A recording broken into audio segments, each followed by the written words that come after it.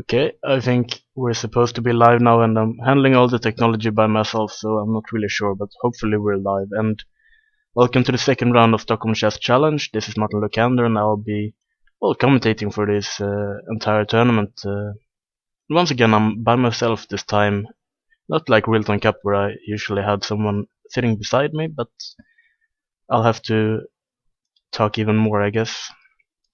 And well, we looked at the round yesterday, and we had a couple of interesting games. Not all the favorites won their game, even though the favorites usually won their game.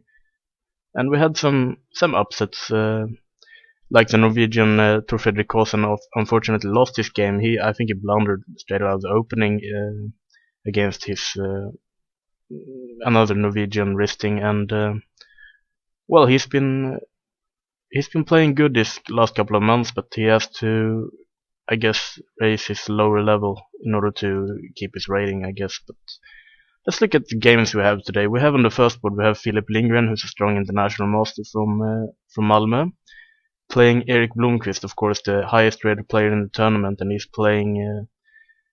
They have played each other quite a lot, and they know each other well, and actually they have quite a similar playing style, I would say, because they're both quite strategic. They don't like attacking excessively, and they both play very sensible chess, very logical chess. You can understand most of the moves, and even though Blomqvist is the stronger player, Philip is extremely solid.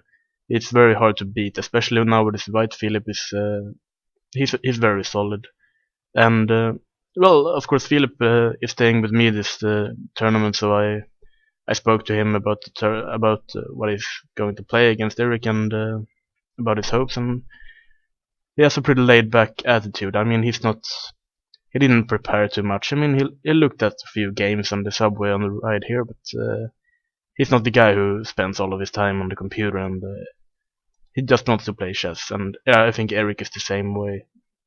Even though I think Eric looks a bit more at chess, I think Eric is a chess professional, even though he hasn't been for. I think he only recently started playing chess professionally. Philip is studying at the moment. I think he's studying economics at university, and yeah, I mean, it's a very interesting game. Both players are very solid. We're not supposed to see any tactical fireworks, at least early on in the game. And we see that. Well, I had a debate with Philip which move he should start with, and yeah, I thought he would play one knight f3. Actually, that's what I expected him to play, but apparently he changed his mind. That happens. Anyway, what we get is a Catalan opening, which we kind of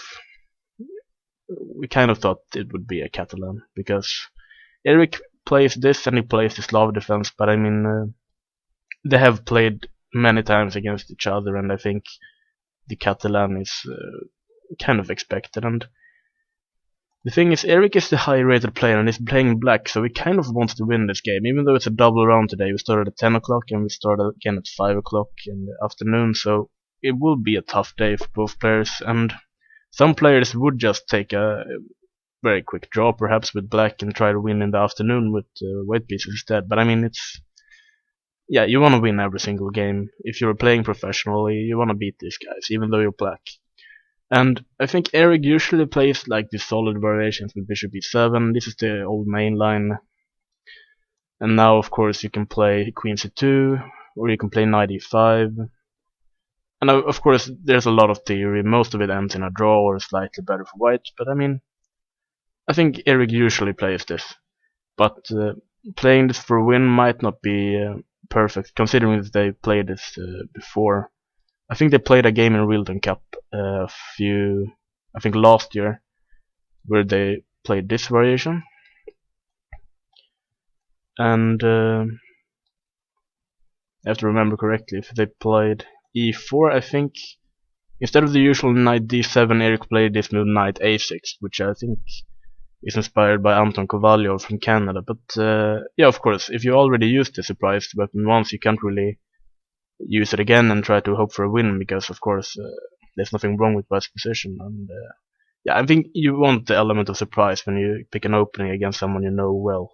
And we see that Eric is the first one to surprise, and I mean, Philip kind of expected this as well, because he knew that there was going to be some kind of Catalan and that Eric would try to surprise him, and he doesn't really care too much. He just plays his chess, develops his pieces. Even though this is a surprise to me, I haven't seen Eric play this before, this old variation Bishop d7.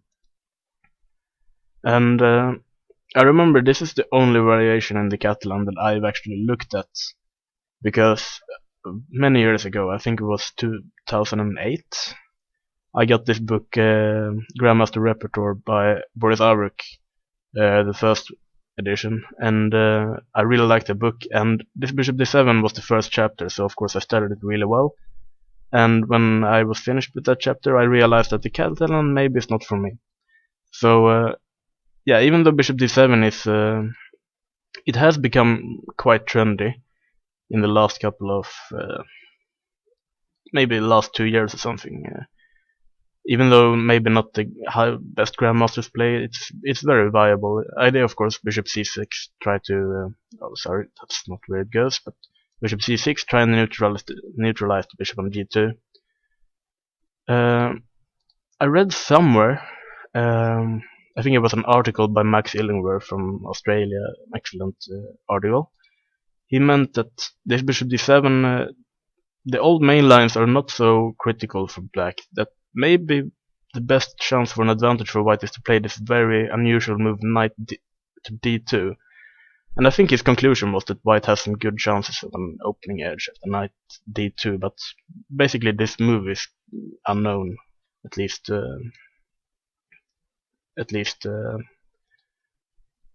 not in the, well, the highest level might know it, of course, but this old main line knight e5, he said that this was completely fine for black nowadays, if I remember correctly. Knight takes c6, and it looks like white just got the bishop here, but black has his own ideas, castling. I can't really remember any of Aruk's analysis. This was 9 years ago. I can't really remember if he castled first or if he went queen a4. But either way, I think this is kind of critical.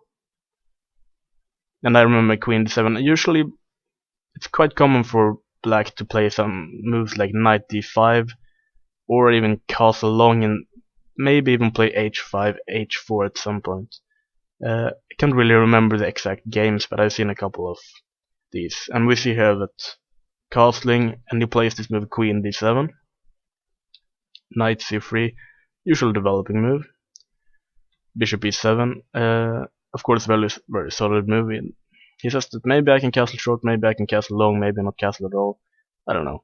White just plays this standard move e3, of course, preparing queen e2, trying to get the pawn back, and we see here one of the ideas that Blomqvist has. Rook d8, queen e2, of course, very natural move, and now he plays e5.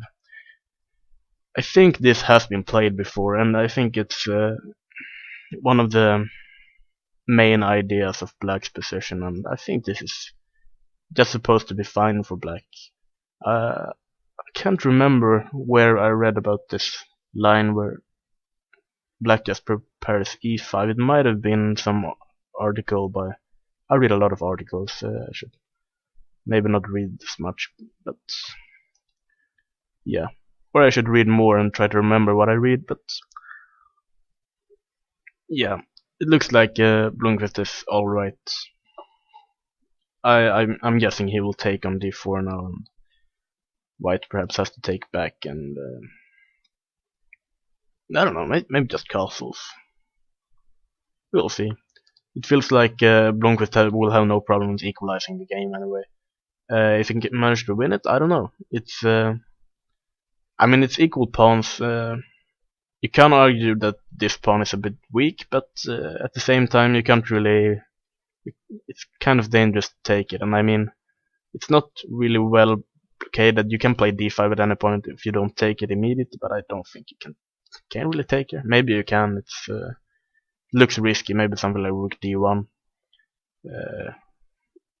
Yeah, you could even take on b7 if you really want the pawn back, but I don't think that would be the move. Rook d1 looks more natural. Yeah, I think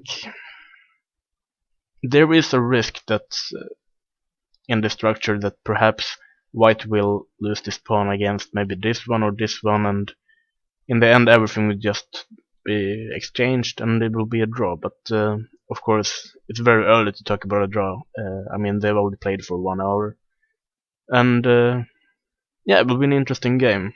Of course, looking at the clocks, Philip was the one who was surprised in the opening. He's been thinking for quite a while, even though he's not really, well, he's not going to lose some time immediately. But I mean, he has a tendency to get into time trouble. That's one of the problems of Philip. I think Eric is more practical that way. He doesn't get into time trouble as much as Philip does. I remember the Swedish grandmaster Axel Smith wrote a book a couple of years ago, Pump Up Your Rating, which was very well received. And I remember that Philip got his book signed by Axel, and he said that Philip should read the chapter about handling the time better, time management. Which, yeah, I guess that's one of Philip's problems. He's a very solid guy. I think he plays very good chess. He could easily score a Grandmaster norm if everything just worked right in a tournament. He was very close last summer. He's extremely talented. He plays very good chess. Time management is perhaps one of his issues, and he doesn't really aim to be a chess professional either. So he's not playing a lot of tournaments, but he's very talented. We have a couple of other games that we really have to look at, but there's one game that really caught my attention because it has already gone wild. It's not the top board, but I mean the game is seriously wicked. We have Sebastian Mihailov, a young Norwegian junior, who I think lost this game yesterday, yeah, against Erik Blomqvist. And we have a King's Indian, which I think he plays himself, so he knows this quite well. And he plays the classical variation. I really like the classical variation for white. I feel like nowadays people play a lot of different stuff like G3 and even F3, and I feel like maybe white's slightly better somewhere in those lines, but I mean this looks like this is definitely the hardest way to play for white. It's what you play if you really wanna kill the King's Indian. And we see the main line here, d5, knight e7. You could even go d takes e5 like my friend Ellen tried to make me play, but this is of course what I want to play. And here I mean you could fill how many books is possible with this variation. Everything's extremely theoretical. b4 is the bayonet attack, and there's knight h5, and there's a5, and there's even knight e8 like Nakamura played a couple of times, but I mean this is extremely theoretical. But Mihailov is very brave. He plays the old move knight e1. I think this is called the Mar del Plata variation, and this is what I consider to be the best variation against the King's Indian, period. But the thing is, I never dare to play these variations, because even though it's the best variation to play, in practice you're kind of get mated here. G5. I don't want to go into all the subtleties, mostly because I don't know them myself, but this is very interesting. I play, if I remember correctly, the old move here. Well, basically, back in the old times, you used to play knight b5, if I remember correctly. Of course, threatening the pawn on a7. If you go like a6 here, you can go knight a7, and the thing is, you want to pick off this bishop on c8. This is a very good bishop, because later on when you attack here, white is going to defend by h3, and you want to be able to sacrifice. And if you don't have this bishop, after h3 you're never going to get to white's king, basically. But after knight b5 they kind of realized that b6 was good for black, and so they started playing this move a4 immediately. I think it was Viktor Korchnoi who played this move a4. Kind of preparing this move knight b5, and instead black just went a5, and I think there's a lot of theory like this b6, b4 take, and there's even knight b5 or knight takes b4. This is very theoretical, but I think black is doing alright in these variations. And then I think the move I like the most, I believe, is knight d3. I think I've played a couple of interesting correspondence games, one of which is still going on, but yeah, I think this is knight d3 is supposed to be the closest thing white has to an advantage right now. Even though I have to say I haven't looked at all the alternatives. But either way, Mihailov plays this move rook c1, which is of course very interesting. There's no it's quite obvious that white is playing for this move c5, and black is going to mate this king. Well, if he doesn't get mated, he will lose, so he has to mate white. And I think there are some lines with, if black starts with knight g6 here, you can sacrifice the pawn c5, knight takes c5, you can go b4, the knight will drop back to a6, and even though white has sacrificed the pawn, it doesn't really matter, because if you win some time and you get some attack on the queen side, I mean, a pawn is not so much. Yeah, this is completely playable. But anyway, black went this move rook f6, and this move is definitely a signal that things are going to get crazy. The idea is very easy. Rook h6, queen e8, queen h5, and queen takes h2 mate. So this game could be over quite soon. And if you don't know how to react to this, you're going to get mated, definitely. But the thing is, Mikhailov, I think he arrived like 15 minutes late to the game. It looks like he came right out of the bed, like he just woke up, and I'm pretty sure that he prepared this, because he kept blitzing out the moves very quickly. And if white knows what he's doing, then maybe he doesn't get mated. After knight d3, he played rook h6, of course, c5. Both players are pretty much following the same idea. White's going to attack on the queen side, and black is going to attack the king. It's basically a race who comes first. And I have to admit, before the broadcast started, I had to look it up, this position, how it was theoretically. And I looked in a very good book by Cotronius, which was published I think last year, and it said that this move queen e8, which black played, is actually not that good. He recommended this move a6 instead, which I kind of like because it slows white down on the queen side, while the idea is still here. But after queen e8, this is not supposed to be working very good for black this time. So knight b5 is obviously the idea to... Well, the idea of a6 is obviously to prevent knight b5, but now black is, well, is going all in basically, and there's a mate on h2. White has to play this move h4, because if you're going to play h3, I guess black can just go knight f6 and next move bishop takes h3, and it's going to be mate anyway. So h4, this is it's going to be a wild game for sure, but g takes h4. I'm not sure this is the best plan for black, because after the next move by Mikhailov, I like this move king h2. It's not so easy to see how he's going to open up and get to the king, because anytime he plays h3, I guess white is going to play g4, and the king is kind of safe here behind the pawn. So I think maybe after h4, black should have gone something like knight g6, or yeah, anything just to try and get to the king. It feels like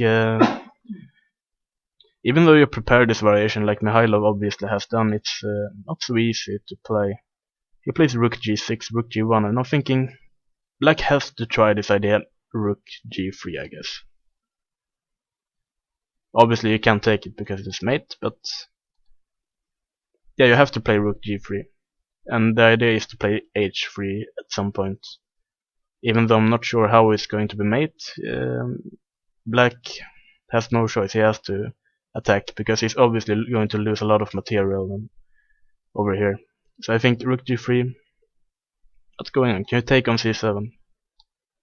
Let's try h3, and we can just take this one, right? Are we getting mated here? I don't think so. Maybe black has to prepare even more. Not sure how. Okay, so knight takes c7. Yeah, it's not completely obvious how black is going to attack. Maybe he can start by bishop h6 or something. But still, how is white supposed to get mated?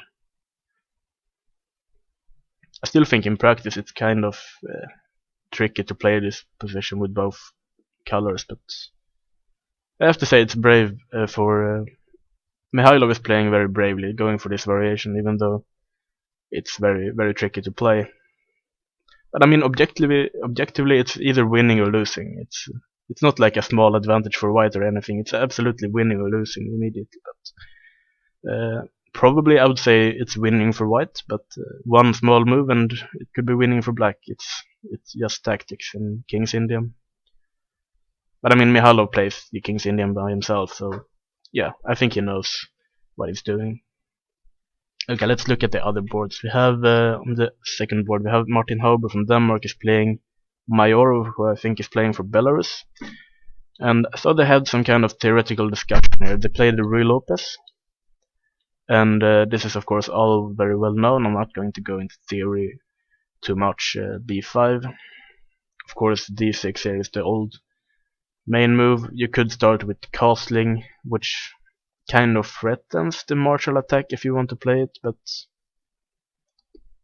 yeah, it's if you don't want to play it, you can just play d6. C3 castles h3. Obviously the idea behind h3 is that you want to play d4 immediately, but you don't want bishop g4, and suddenly this guy on d4 is kind of attacked. And yeah, d4, this is of course playable, bishop e3 or even d5 here. White has chances of some advantage here as well, but I think h3 is well established as the main move, and this is a well-known tabia for the Rui Lopez. I'm not really sure what the word tabia means, but I hear good people say it, so I try to follow them. Knight b8, and yeah, this is the old Breyer system, I think it's called, which was popular a couple of years ago because Magnus Carlsen also used to play this a lot, and he got really good results with it. Then the last couple of years, I don't know, it kind of disappeared, but then a couple of books was recently written about this as well, I think by Bologan, and even Nikolaus Nitildis wrote a really interesting book about the Breyer. So I think it's kind of coming back into practice, and the idea is, of course, this guy on c6, it's not really well placed. You kind of want the pawn to be on c5. It kind of, I mean, white's supposed to play d4 quite soon, and then this knight is not going to be well placed, so you kind of want to move it. And one idea is to play knight a5 and then c5, the old, I think it's called Chigorian stuff, which is of course very often played by very strong players. Then you have the Zaitsev system, bishop b7, but if you really want to improve this knight, I think d7 is a really good square for the knight. And then the bishop on b7 would be much better than with the knight on c6 as well. So this is often played.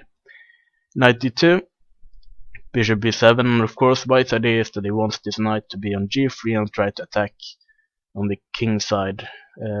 Even f5 if you're allowed to, but you're usually not allowed to go all the way to f5. But you can't really go knight f1 immediately because the pawn on e4 is hanging as far as I can see. So you kind of have to start with bishop c2 protecting the pawn. And while black is trying his own ideas, rook e8, he's still trying to put pressure on the e4 pawn. Knight f1, you have time.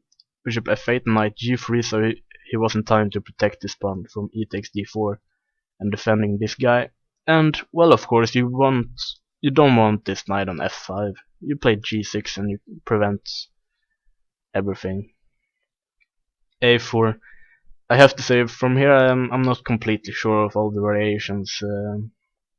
I know this is mainline stuff, and I never really played the Breyer, at least more than in blitz games. c5, I think this has all been very often played. c4. So yeah, I think white is kind of playing on the king side here, and black is trying to get something on the queen side with knight c5 and stuff. But yeah, I mean, this is all very known theory. Bishop g5.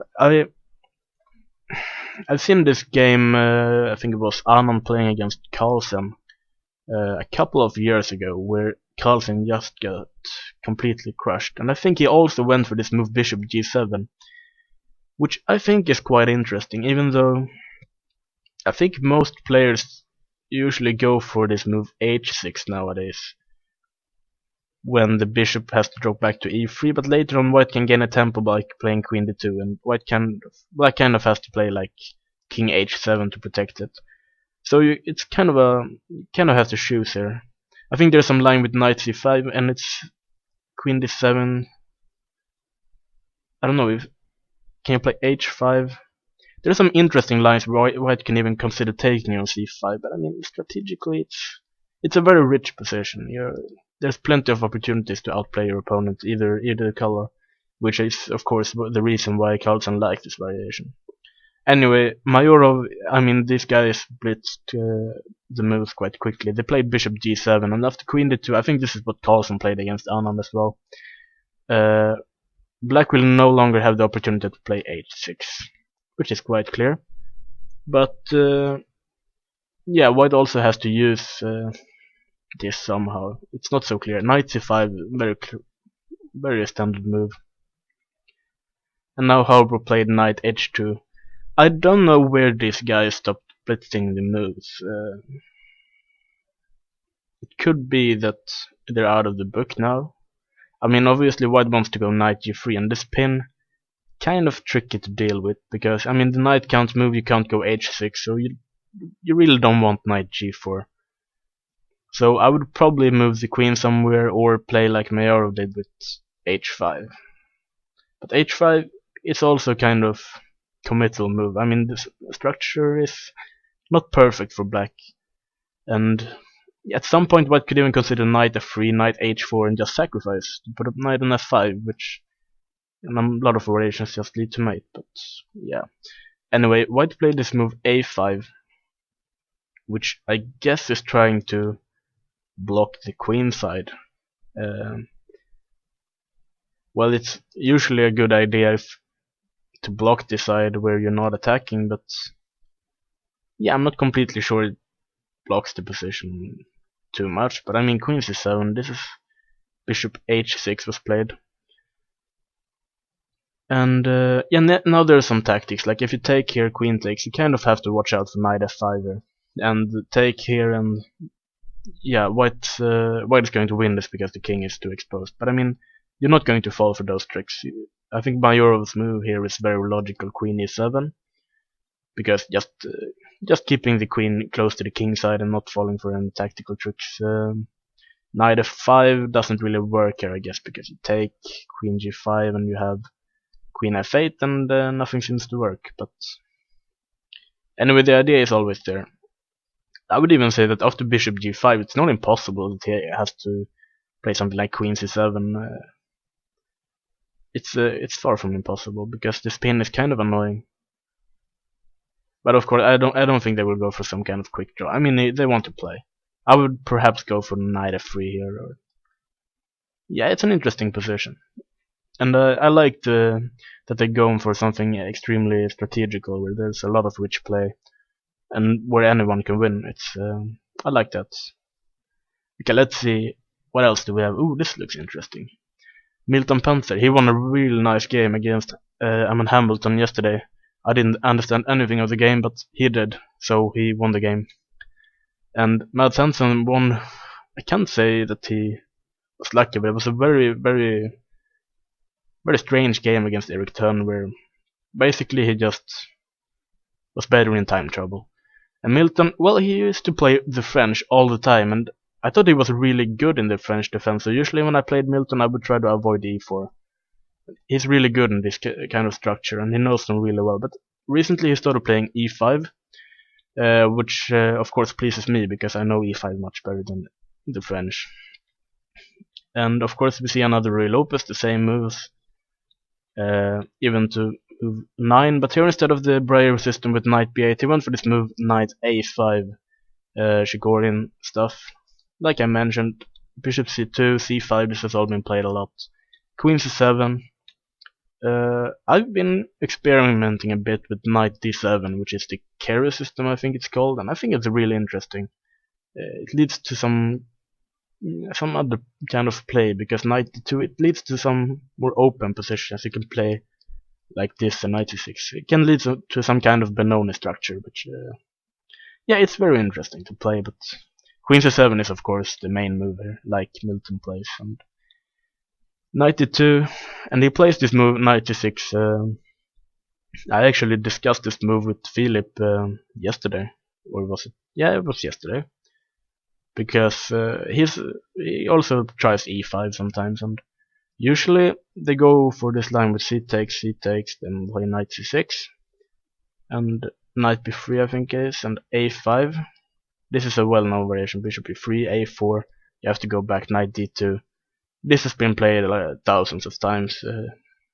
It's perhaps one of the most well-known long variations there are, but knight c6 is kind of my own personal favorite, because after d5 like Hansen plays, knight d8, this structure is not so bad for black. It looks really strange, like what is the knight doing on d8, but basically you wanna play these moves, knight e8, g6, f6, then put the knight on g7 and f7, and then ask, what is white going to do? White doesn't really have a good plan of breaking into the system, and if you play really sloppy, black can even play f5 at some point. Like I've seen some game by Eric Turn where he got exactly this, and he went f5 and just crushed his opponent. But anyway, I think Mads Hansen will play something more dangerous. I think there's even one game by Hui Fan playing white in Fagernes against Niels Grandelius with the structure, but yeah, I don't think she got anything out of the opening anyway. But we see here that Mads is at least trying to open up the A file, so he has something to play with, and it's very logical as well. And probably black could consider a move like c4 if he got time for it, even though, yeah, we see that Mads actually plays this move b4. And yeah, Milton plays bishop d7, just keeping everything as it is, even though I think c4 is completely okay. Knight f1, knight e8, and just play. Kind of reminds me of this famous game Karpov playing against Unzicker, I think 1974 or 1973, where he got this bishop on e3, and then he played this amazing move bishop a7. But of course, it's not really in this position, but it was a very similar position, with the idea of just, of course, I think the queen may have been on e3, and then he just tripled and doubled on the a file, and then he removed the bishop and just won the game. Very nice game. It's a classic, you have to know your classics, even though I don't know any classics. Bishop d7, knight f1. I would say this is probably still some kind of theory, or it has at least been played, or sometime. Queen e2, knight f7. We see here that Milton is following the standard plan. Bishop d3, and now, yeah, he plays c4 now. It seems like maybe it was good by Milton to play this, because he kind of waited for white to do something, and yeah, white kind of really didn't know what to do if black didn't go c4, so maybe it was good for Milton to wait with it. c4, bishop c2 back, and of course white has entered on a7, which is usually a very good idea, but I'm still not sure where he's going with this. Okay, knight d2, knight g7, and yeah, I mean, white's position looks kind of pleasant, but he also has to win it at some point. I mean, it's not really easy to see what to attack. I mean, b5 could be a weakness, but how do you attack it? These pieces aren't really doing anything. The rooks looks great, of course, but you're not going to win the game yourself with only the rooks.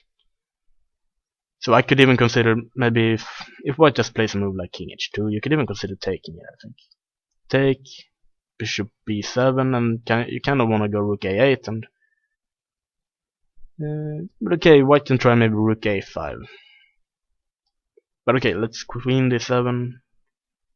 Yeah, I'm not really sure how white is supposed to play, but yeah, I think the problem with this variation for black is, even though it's extremely solid, I'm not completely sure how to win it if you're playing black either. I mean, you kind of have to go f5 at some point if you want to win this game, which you of course could, but it's also very risky. Very interesting game. I'm kind of biased because I'm rooting for Milton. He's one of Sweden's biggest hope, if not the biggest hope we have right now. And yeah, we kind of have to see what's going on in the other games. We have some really interesting stuff going on. Okay, let's look at this game. Hambleton is playing Tryggestad. Tryggestad played a very solid draw yesterday against one of the top guys, Tukayev. Even though he wasn't really pressing any of the game, but he played a good game, very solid, easy draw with white pieces. But yeah, this time he plays the Grimfield, which is much more aggressive. So I'm gonna update to get rid of the markers. But yeah, so we played the Grimfield, and we see that Hambleton plays this move Bishop D2. And of course, this is not the most natural move in the position, but it has some really good points. And basically, the idea is if you play e4, black is going to take here. Black is going to play bishop g7, then it's going to play c5, knight c6, maybe even bishop g4 if the knight is on f3. He's going to do everything to attack the pawn on d5 and can't really move anywhere because of the pawn on c3. So these pawns are not so strong, even though they look strong. You can even consider a move like queen a5 if you want to attack this guy. And after bishop d2, you're basically saying if you take on c3 now, I'm going to take back with the bishop. And the center is actually much better now with the bishop on c3 than with the pawn. It's much easier to defend the center with the bishop. Because later on, if you play something like this, knight f3, and if you go c5 at some point, I can just play d5 if I want to. But of course, we see here that Tryggestad plays. He's a Norwegian guy. I don't know if he goes to this Norway gymnas, norsk toppidrettsgymnas, but e4, and here, well, there's another option of playing knight b6 immediately here, with the idea that you can't really go e4. You can play e4, but now it's a sacrifice. And now I think a lot of guys play e3 bishop g7 and they go f4.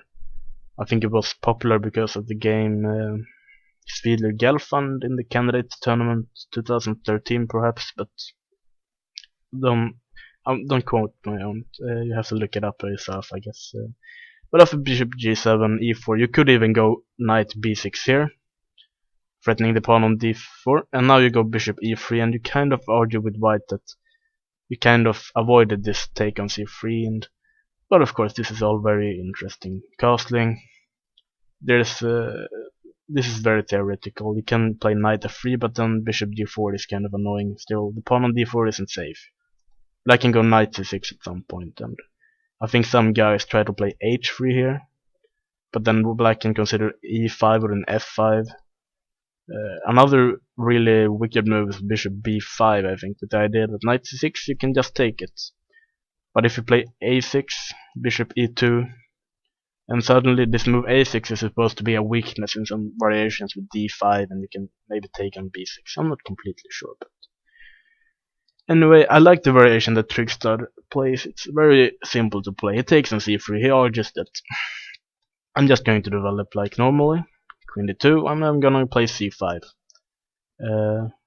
You don't even have to play c5. I think Carlsen played in the first game against Anand in the World Championship match, at least one of the World Championship matches. He played knight c6.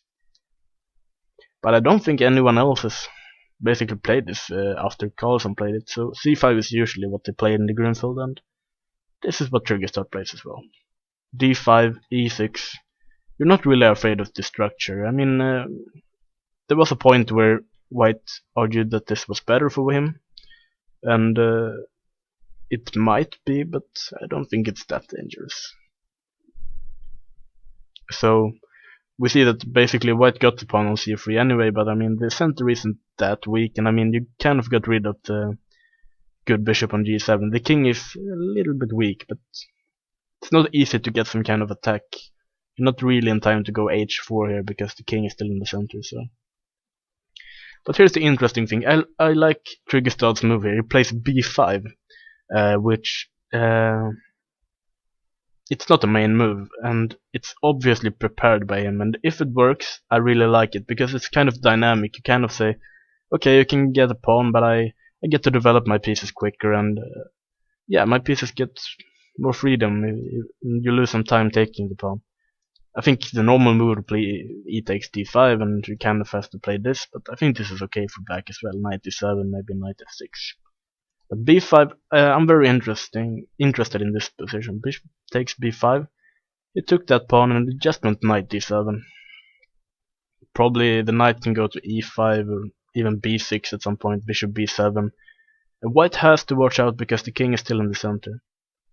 We see here, knight e2 was played, bishop b7, and I'm guessing one of the points is that if white castles here, which looks very natural, black can probably play knight b6.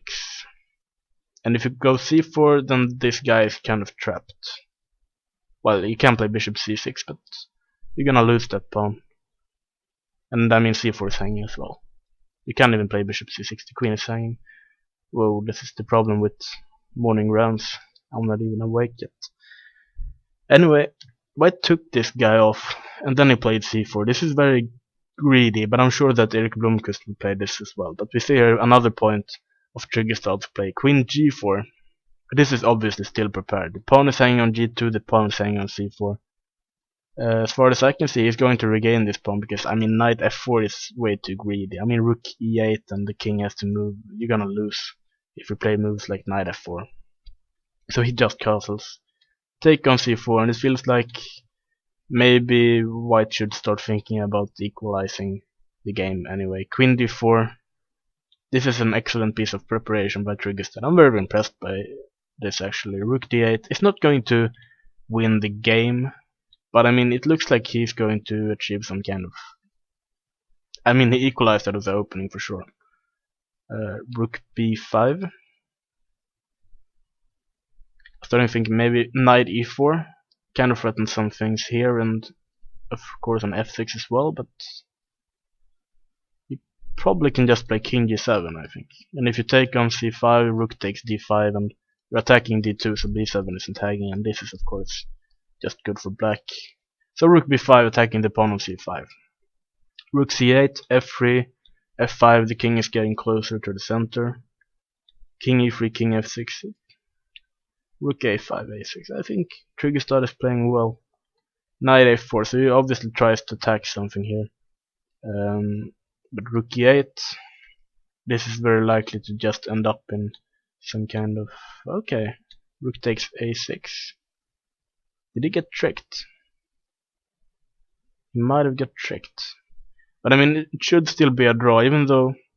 Okay, let's move this guy to... I don't even know where to put it, but... Maybe white can try to push this for a win, but it still feels like a draw. Can he play extremely actively with king e5 and king d4? And I thought you have some kind of ideas with like bishop c4 and rook e2 as well, trying to attack here and here and here. So, but it feels like still white got a pawn, and black kind of has to play actively, but it should still be a draw with some good play. I'm not really sure what happened, but I mean it should still be okay. Yeah. Maybe you should play actively with king e5. You don't really want to go back to g7. Yeah, I still think Tryggestad is going to make a draw, even though I mean he's an hour up on the clock. His preparation was obviously very, very good, and but I mean he's not going to win the game because of the preparation. You're playing black. White played a very solid variation. It's not so easy to win.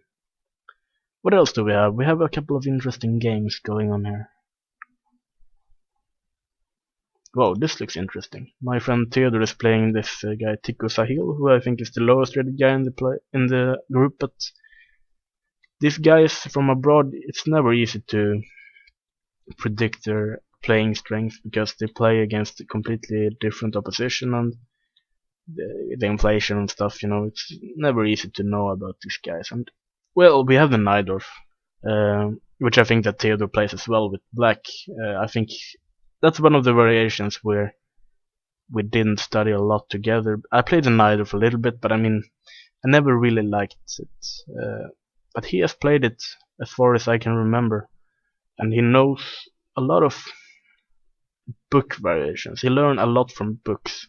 Nowadays, people usually just sit on the computer and press space, like I usually do, but Theodore read a lot of books. He has probably read, I don't know which books he has. I've borrowed some. Mastering the Najdorf is a very good book, but it's kind of old, so those variations are kind of risky. But anyway, this has been played a lot. Castling, knight d7, g4. Now, this move h6, which Tiku Sahil played, I can't really remember these games of the h6. The old main lines of the b5 is that if you take on f6 here, there is this, of course, knight takes g5, knight d7, and you can play this move f5, just sacrificing this pawn on g5, but it's very risky to take it, king b1, and yeah, this is very risky for black. There's other moves like knight c5, this has been debated a lot, take, bishop f8, rook g1.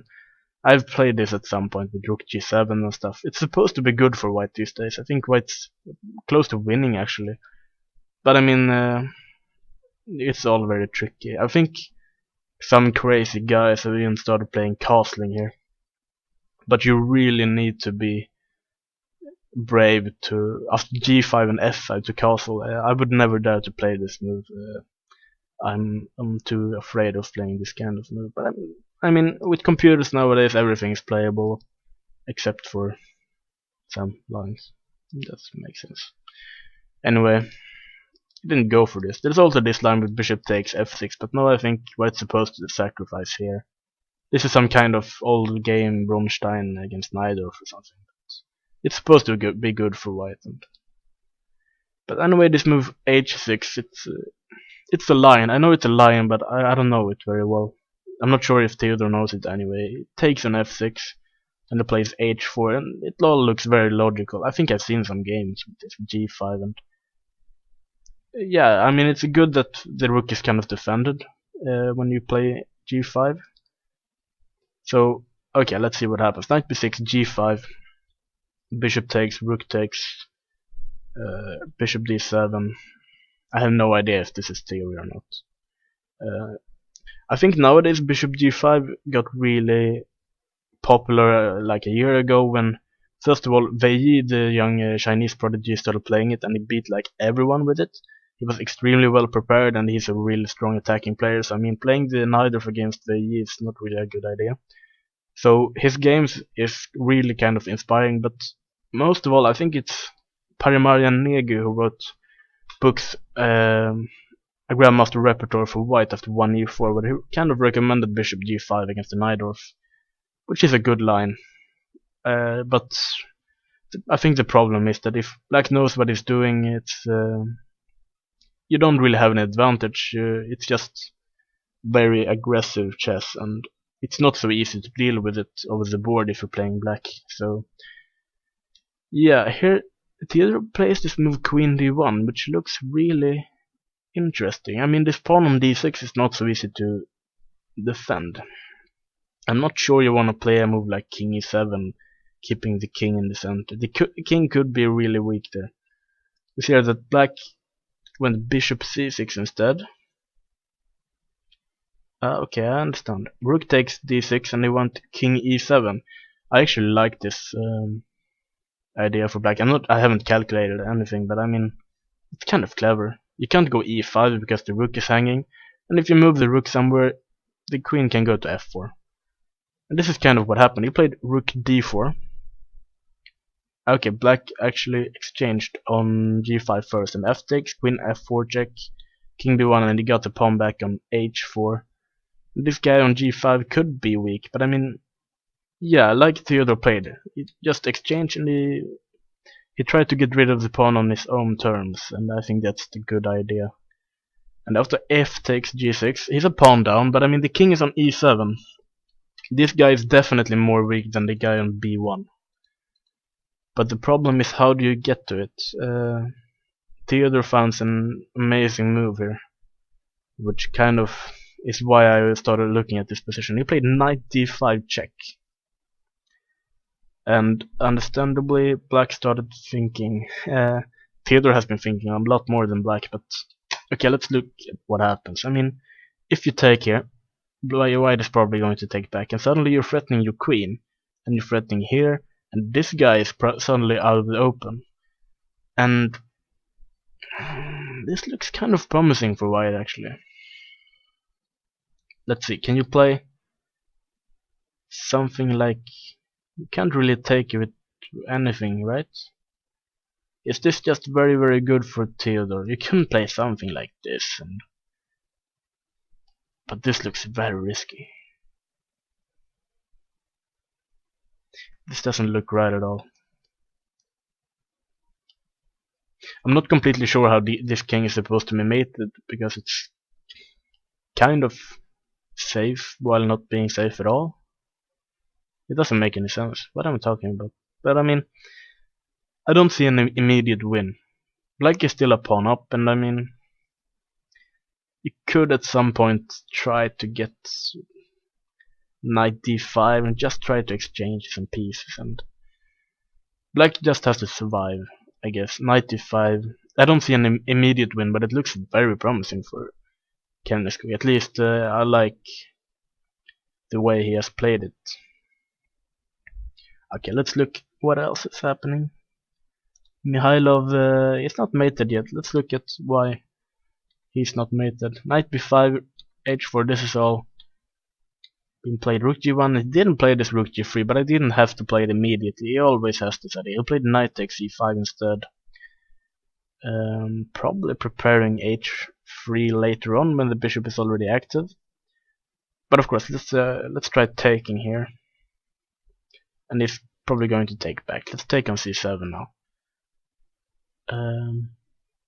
I don't really. I don't know. Should you really care about this rook? Probably, but I don't want to. I just want to mate white's king. I mean, I don't wanna. This. You can leave this rook unprotected if you get mated, but I'm not sure I'm getting mated. So let's try. Rook g3. Let's take a rook. Is h3 leading anywhere? I don't think so. Take. Sorry. That's not a legal move. Not very good either. Take on g3, take on g3. I'm not sure how white's supposed to be mated here. Doesn't look like a mate to me. But I mean, kind of risky still. I don't know. Yeah, okay, maybe it's too much. Maybe white is just winning like Mihailov's preparation should be. Wow, looking at the times, Mihailov is up an hour on the clock. Black has 16 minutes left. Mihailov has 1 hour and 11 minutes. That's a lot.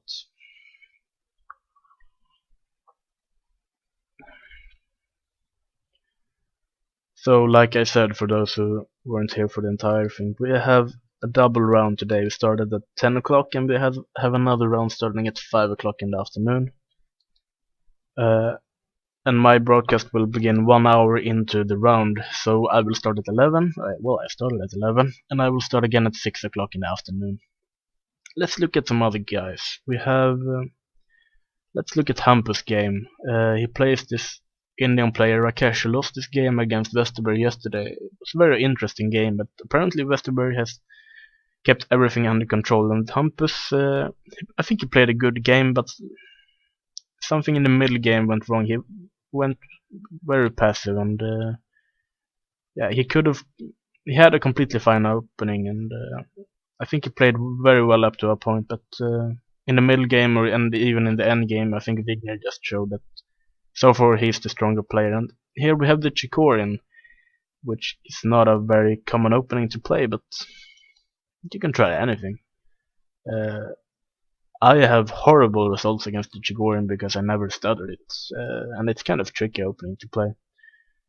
But knight c3, like Hampus play, I think it's supposed to be the best line, and this is where black is struggling to reach some kind of equality, I think.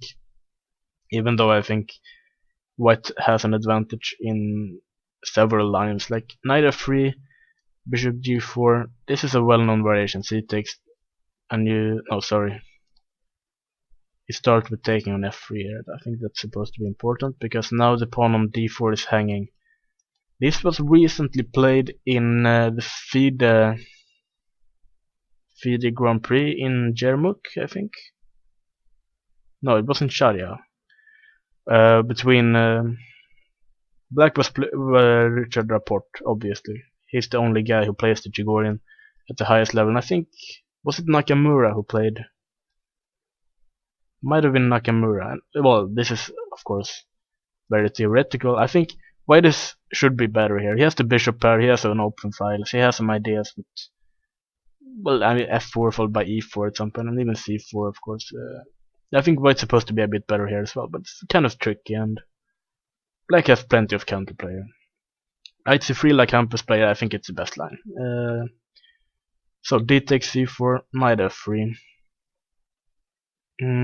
Not really familiar with this move e6. What's this? This just looks very, very passive for black now. e6 doesn't look right at all. I would have gone for knight f6. And if e4, then bishop g4, and we at least have some kind of counterplay in the center with the d4 pawn. Like bishop e3, you can consider taking on f3, and white has to take with this pawn, but after e6, isn't black just much worse? I mean, it's not losing material, but I mean, the opening looks very, very bad. e4, knight f6. I don't see a good reason why you shouldn't take the pawn on c4. Because bishop b4 has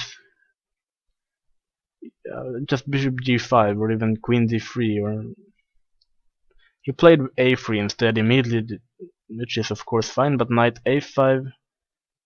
Yeah, I would have gone bishop takes c4 immediately. It feels like getting the bishop pair is more than black deserves of a move like e6, but also this has to be slightly better for white. Black has the bishop pair, but white has the center, and it's kind of difficult for black to prepare a move like c5, and yeah, this should also be a bit better for white. Castling, bishop g5, very natural development by Hampus. Rook d1. I don't see anything wrong with white's position. He's definitely a bit better, even though it's far from over. I mean, black's position is kind of solid. White's better, definitely. What else is going on? Okay, let's look at this game. We have Felix Tuomainen playing the Norwegian prodigy Torfredrik Kaasen. Kaasen, of course, started with a horrible game yesterday against Wisting, and well, Felix's game wasn't really inspiring either. But anyway, I think Felix is much better with white than with black, because with white well, of course, he's not the guy who studies opening, so when you're playing white, you kind of get away with it more often than when you're playing black. And he knew that Kaasen was playing the King's Indian, I'm pretty sure. He asked me about it yesterday, and he played bishop e3. I think it's the first time he's played this line. I think it's called Gligrich variation. But I mean, yeah, we kind of discussed this variation in a bar last week, and my friend just said that this bishop e3 variation against the King's Indian is really good. And my friend said that, okay, I will try it. So here we are. I haven't really helped him prepare anything, but yeah, I don't know these lines very well, which is why I don't play bishop e3. I'm pretty sure it's a good variation for white, but black has his chances. Bishop g5. There's some variations I've tried with black. E takes d4 is probably what I like the most, playing rook e8, f3, and then c6, and you're kind of playing for this move d5. I think black is doing alright here. This is probably what I would play if I prepared it against someone good. I've also played this move queen e8 against Andrei Chekashev, I think in Paris a couple of years ago, with the idea d takes e5, knight g4. But somewhere around here I think white has some kind of small advantage, but it's nothing much. Queen e8 is a very interesting move. Well, knight g4, bishop g5, this has all been played a lot. g5, knight, bishop g3, knight h6, and if I remember correctly, the move my friend recommended was d takes e5. And after d takes e5, he didn't like this endgame for black. I'm not sure it's that bad for black, but he didn't like it. And f takes e5, I admit, maybe it's not the best because white has some ideas with h4. But I'm not sure black's position after d takes e5 is completely as bad as my friend says, but yeah, I think the latest move here is supposed to be queen c2. I saw the young, I think it's Rasmus Svaner play this in the World Junior Championship in 2016. There are some very strong German juniors coming up, and he's one of them. I think knight d2. Yeah, I'm not really sure. Anyway, this move queen d2, it's new to me. I'm not really sure what the idea would be, but at the same time, it's not. It's not. It looks kind of interesting as well. Knight c6 is played d5. Ah, okay, this could be our problem. Knight d4. Usually, if you get to play knight d4 in the king's Indian and you're unpunished, you have problems with white. And I guess in this case, if you take this guy and you play f5, this guy is going to be trapped on g3, which could be a serious problem, and might be the reason why queen d2 isn't more popular. We see here that two-man and castle instead, and Carlsen just played f5, and if this works out, it could just be good for black, but I'm not sure.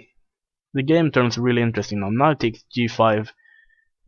This is kind of a position you have to calculate a lot to be able to play. I mean, knight takes g5 looks really scary, but it might work out. Let's see, f4, very natural. I'm still kind of afraid of this guy on d4. It looks really strong. Bishop h4, bishop f6, knight e6. And naturally you want to keep this guy on d4, it's really strong, so you take here on e6 with the bishop instead. And of course this guy on h4 is on pre, so you have to take him between on f6, queen takes, d takes e5, queen takes, and now I guess Felix was tired of having this knight on d4 and he went knight b5, but I am not really sure. If he just takes it and takes on a2 like he did in the game, white is a pawn down and his position looks not so good at all. Queen c3. Okay, I understand. He's trying to kind of trap the queen in some way. Not really sure how, but he's threatening to win the queen at least. Knight f7. Let's look what's going on here. Bishop c4.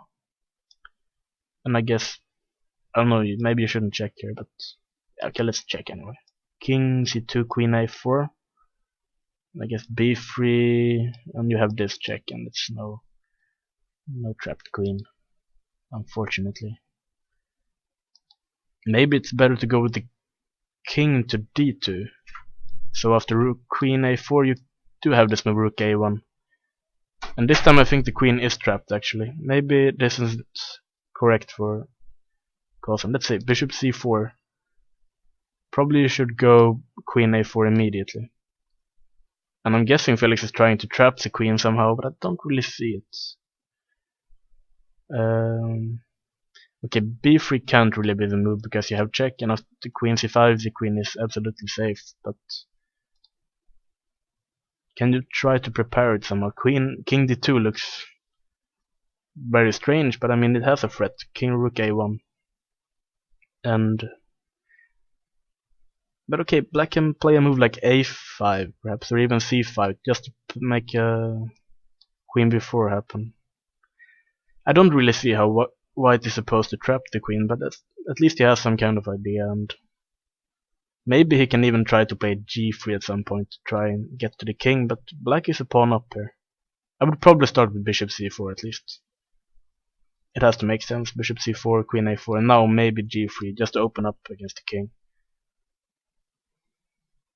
Yeah, this is the kind of position that Felix wants. Not the position he got yesterday, that was just horrible, but this, I'm not sure how this is objectively, but he has some chances, and that's pretty much all he needs to be able to create something. And it's not so easy to play this with black. You have a pawn, you have a very nice structure, but I mean the king kind of weak, and you have some practical chances for white, and that's pretty much all you need. What else is there? Is there some game we haven't looked at in a while? We haven't seen Eivind Risting play in a while. He played, of course, a very good game yesterday against Carlsen, but it was mostly Carlsen who blundered, and Risting just had to pick up the point in that game. Now he's playing a very strong Grandmaster Bayarani from, I'm not really sure where it's from, I think Azerbaijan, but anyway, he plays the Nimzo Indian, and Risting plays this variation, which a lot of players play nowadays. I play it myself, which is why I know it. But knight f3 is it's an interesting move order, and basically you're trying to avoid this line that Kramnik plays with a3 take and d5 knight f3. This is just supposed to be absolutely okay for black nowadays, and I think it's supposed to be even a forced draw in some variations. Bishop a6, queen a4, queen d7, and basically black is going to play c5 at some point, and it's just absolutely okay for black. So when you're trying this move knight f3, if black goes d5, you get some extra options here. You can take on d5 and try and play bishop f4, which is I think Jan Gustafsson recommends this variation, but then he kind of realized that it's nothing special for white, so we made another video recommending this variation for black. And of course, yeah, I would go d5. The main line is of course c5, and this has been played a lot. That this is not really what I would want to play with black, because the main line is just black is fighting for a draw. We have another game Navarra played against Caruana in I think it was in Vacancy, where Caruana just went into the main line hoping to achieve an easy draw, but he didn't make it, and Navarra just won a very nice game. So I think this line with d5 is just very safe for black. But Bayrani, he probably wants to avoid early trades and main lines, so he plays d6 instead. He just wants to play a game and get white out of the book. Yeah, he definitely wants to play this game for a win if he goes with d6, and I can't really blame him. c5, I don't really know these lines anymore. But I mean, one of the problems of putting the queen on c2 is that this guy on d4, it's under a lot of pressure, and I mean next move knight c6 perhaps, and white kind of has to do something with this pawn, and we see that Risting takes on c5 immediately, which is very sensible. Bishop takes, and he plays a3. This looks like a very natural position, e3, a6. I'd say that probably white is slightly better objectively. He can play bishop e2, castle, rook d1, b4, just to put some pressure on the pawn on d6, but on the other hand, black can just play this for a win. Knight d7, just develop the pieces and try to get some chances later on. There's nothing wrong with black's position. And we see that black has been playing much quicker than white as well, so yeah, Risting is a very interesting player. I believe he has won International Master Norm from Politiken Cup 2 years ago.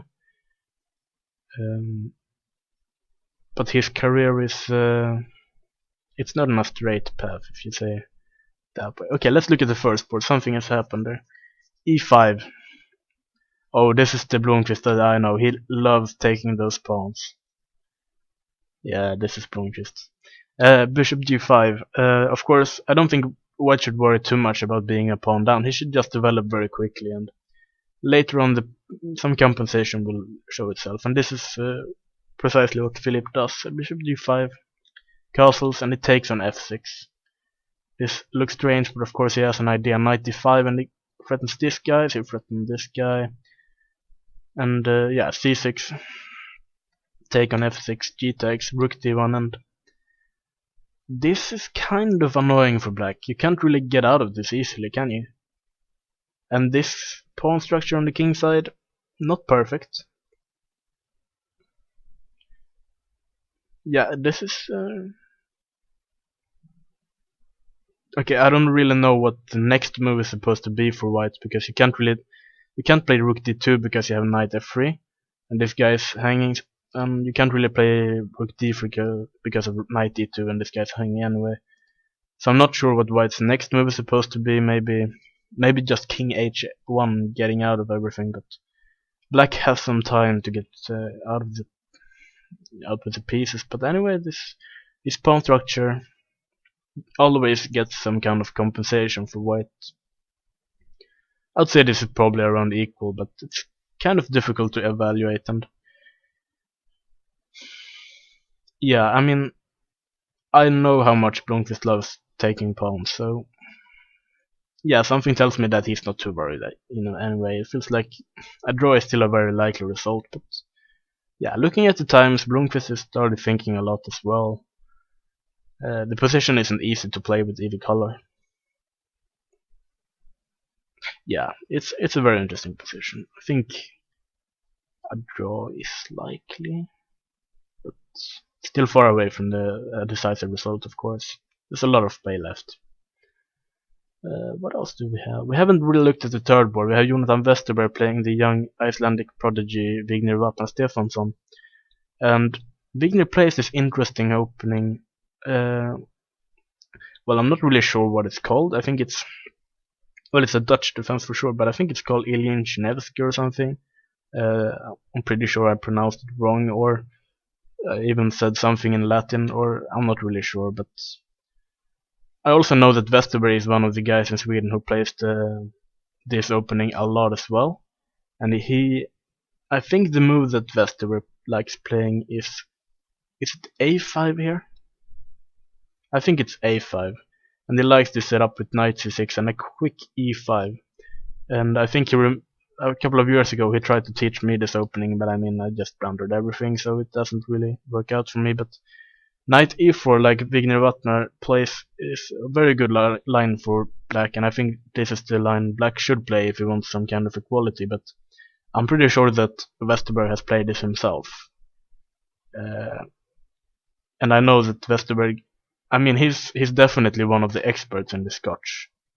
Sorry, why did I say the Scotch? It's the Dutch. Yeah, it's the Dutch, not the Scotch. Anyway, another line is Queen e8, but I think knight e4 is supposed to be the best line, and I think there's a good book by Simon Williams describing all of these moves, and it was kind of fun because when I read that variation, I read that book by Simon Williams, I kind of got the feeling that even he admitted that black doesn't really have any serious equality anywhere, even though it's a very tricky line to play with both colors. But I'm sure that Westerberg has played this himself, and I'm trying to remember if it's knight e1 or knight d2. But I'm sure that Westerberg has under control knight e1, d5, knight c2, knight c6, and basically White is going to play f3 at some point, trying to break open the center here. And after knight c6, bishop e3.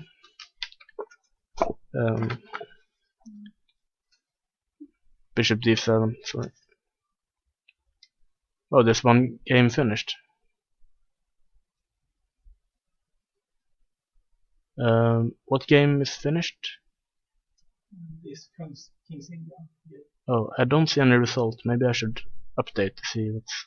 Ah, okay, Mihailov won that game. Let's see what happened. Rook g6. Let's go back to Westerberg's game later. I just want to see the ending of this game. But okay, so it took on c5 and it took on c7, rook g3. So we went for this brutal attack. Anyway, d6, knight f5. It's starting to look a bit desperate, but the position is desperate. The entire King's Indian is kind of desperate when you think about it. But h3, d8 queen, bishop f8 and queen d5, and black resigned. Okay, so what is going on here? King g7. I'm guessing there's something easier. Maybe knight e8 looks very promising. Yeah, this looks good. And if king h8, you have queen f6.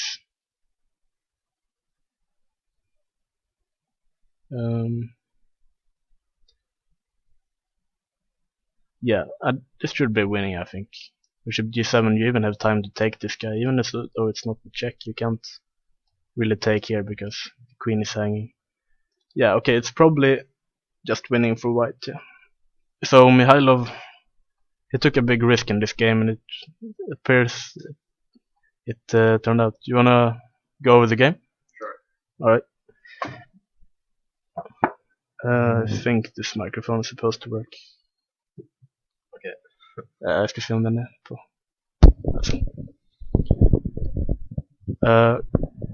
Okay, so we have Sebastian Mihailov in the studio, and well, you played a very risky line, but it turned out to work well in this game. Do you know it? I looked at it, but I never dared to play it myself. This knight e1 stuff. Oh yeah. I think it's the most dangerous against King's Indian. I agree, but I'm too afraid to play it myself. Of course, all of this is very well known. G5. Did you know that he played this line with Rook F6 or? No, I didn't. Okay, but I guess. I woke up 5 minutes before the game. Oh, okay. I thought it was something like that. But I guess Knight G6 is Losing by force. Is it losing? C5. This sacrifice and B4. I was D3. okay. I wasn't aware it was losing, but I knew it was some line that was supposed to be dangerous for. Yeah, Van Kampen likes it, but I think it's actually pretty bad. Just because you play the sacrifice is too good. Okay.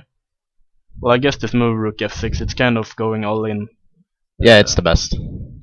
I was reading before the broadcast started. I read this book by Cotronius.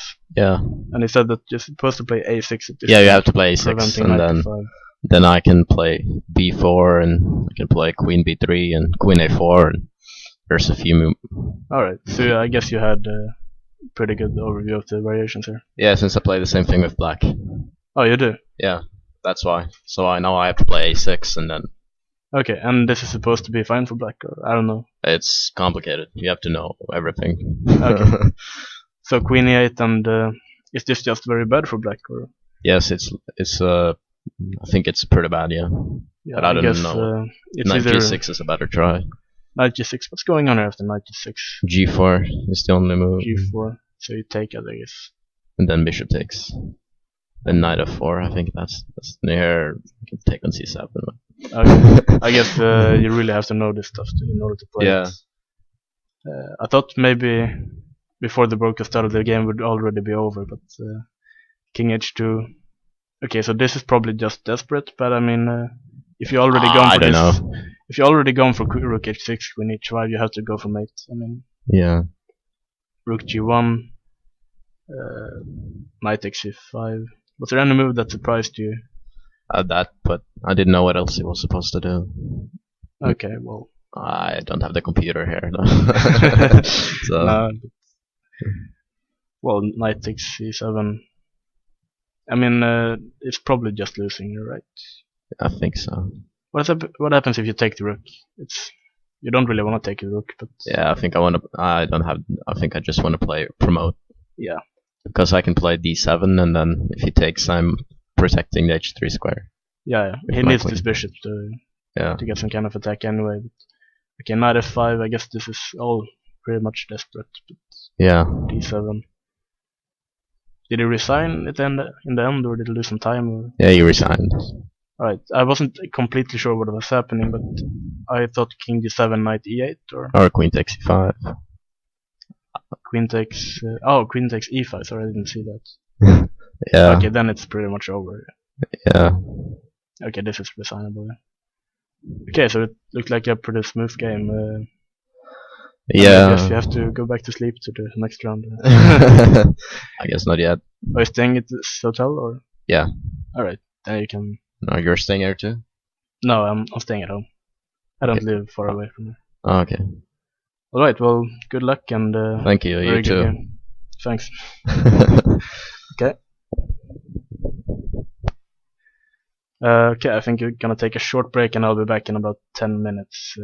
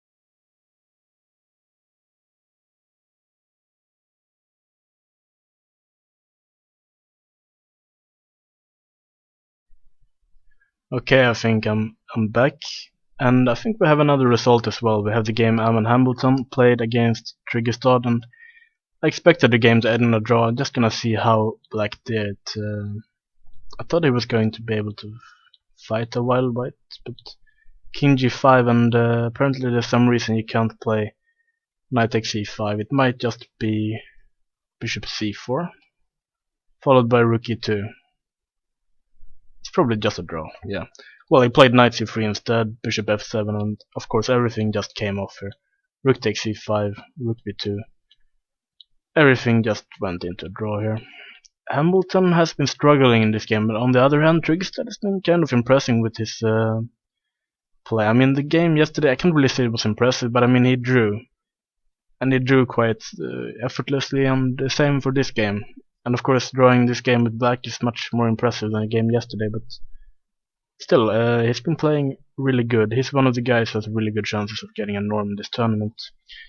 And of course, we had another result when Mikhailov quickly won his game against Basuren Erden from Mongolia. Let's look at Kenskuk's game. After knight d5, Tikku Sahil went for bishop takes d5, e takes, queen f2. And I'm guessing the natural move here would be taking on e6. I'm not really sure. Okay, maybe rook d7 is a threat, but I mean, anyway, the king on e7 is kind of weak, and we don't want to take that pawn on e6, because the king would be even weaker. But I mean, this should just be good for white, I think. Let's try a move like rook f8 instead. Looks very natural. Now I don't think rook d7 works. We can just take it, I think, in king f6, and I don't think there's anything there. Maybe there is, actually. No, it's not. So probably this bishop should move somewhere. Bishop h3 looks natural. But you also kind of have to watch out for moves like queen f3 trying to trade the queens. Maybe this isn't perfect. Rook f8. Is there anything better here? Maybe. Bishop c4 is another alternative. I mean, just looking at the position, it has to be good for white, but maybe the tactics somehow work out for black, but I doubt it. Okay, let's look at some other games, what's going on. We haven't looked at this game. Erik Thurn lost, unfortunately, yesterday, but he's playing Shama Hemon today. And, well, he plays the King's Indian here. I think he doesn't play the King's Indian as often as he used to do, but it's still a very good opening, and it's one of the openings that I know he played since the beginning of time. But okay, in this game we get some kind of English against the King's Indian. I can't really say that I know this stuff. Bishop d5. I haven't really seen this, but I know it's an idea to take on f6. Get some better control of the light squares in d5 and d4.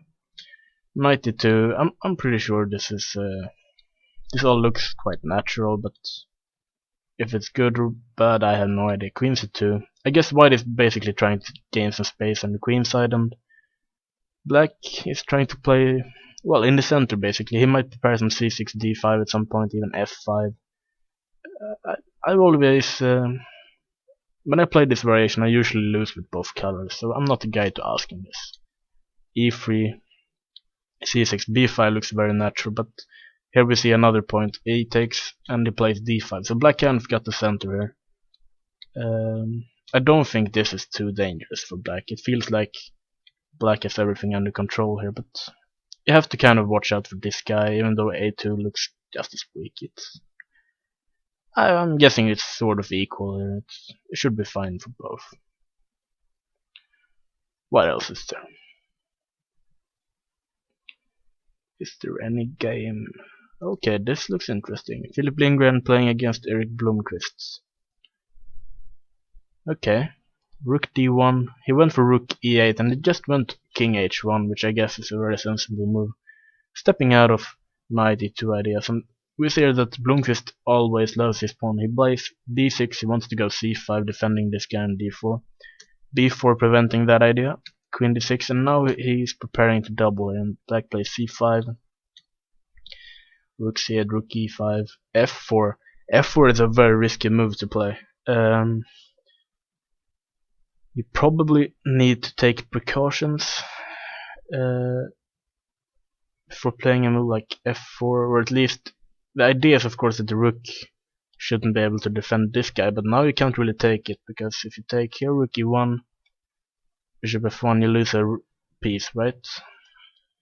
So we had to go h3, and looking at the structure, I really don't like this pawn being on f4. This king can be really weak at some point, and in the endgames black can always play like checks and stuff, and even g3 pawn can be weak at some point.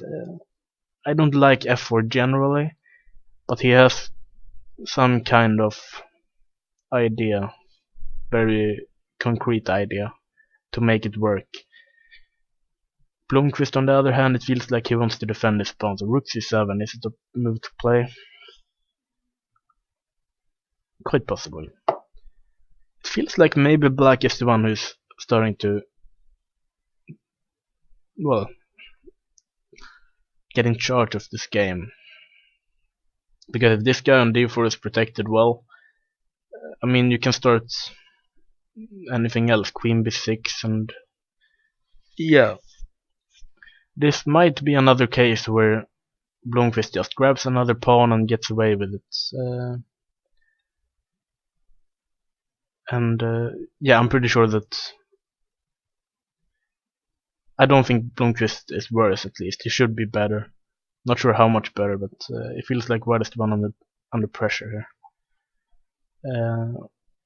And it's not easy to get Philip Lindgren under pressure with the white pieces, and you kind of have to go for some kind of a risky idea, like going for this knight x d4. You kind of need to get some high stakes in order to get Philip Lindgren out of his comfort zone, I guess. And it feels like maybe Eric succeeded this time. We haven't looked at this game a lot. Harbrob against Mayorov. It was a long theoretical discussion in the Breyer defense. Is it Breyer defense or Breyer system or Breyer variation? I don't know. Knight c5, knight h2. We left somewhere around here. And instead of bishop g5, like I mentioned, he just took on g7. King takes, rook e3. He has some kind of attack going here. The rook can swing to g3 later. Knight f5 might be an idea. Rook h8. Rook f1, it's not very subtle, but I guess later on the rook is good for an attack if he wants to play f4 later on. Maybe not immediately, because I don't want to give up this square. Because I mean, if you take here, maybe you have time to go knight d7, and if the knight goes to e5, it's going to be really difficult to mate this guy on g7. e5 is sort of a dream square for the knight. So h4, knight e2, g5, g5. Mayorov plays really interesting chess here. It looks kind of scary, but I mean, if you don't get a knight to f5, this might be okay.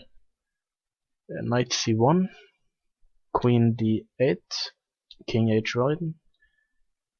This is actually interesting. I should perhaps start looking more into the variation.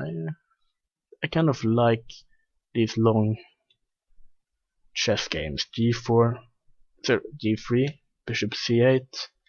This takes h4, and now we have to consider who's going for what. It feels like maybe white is just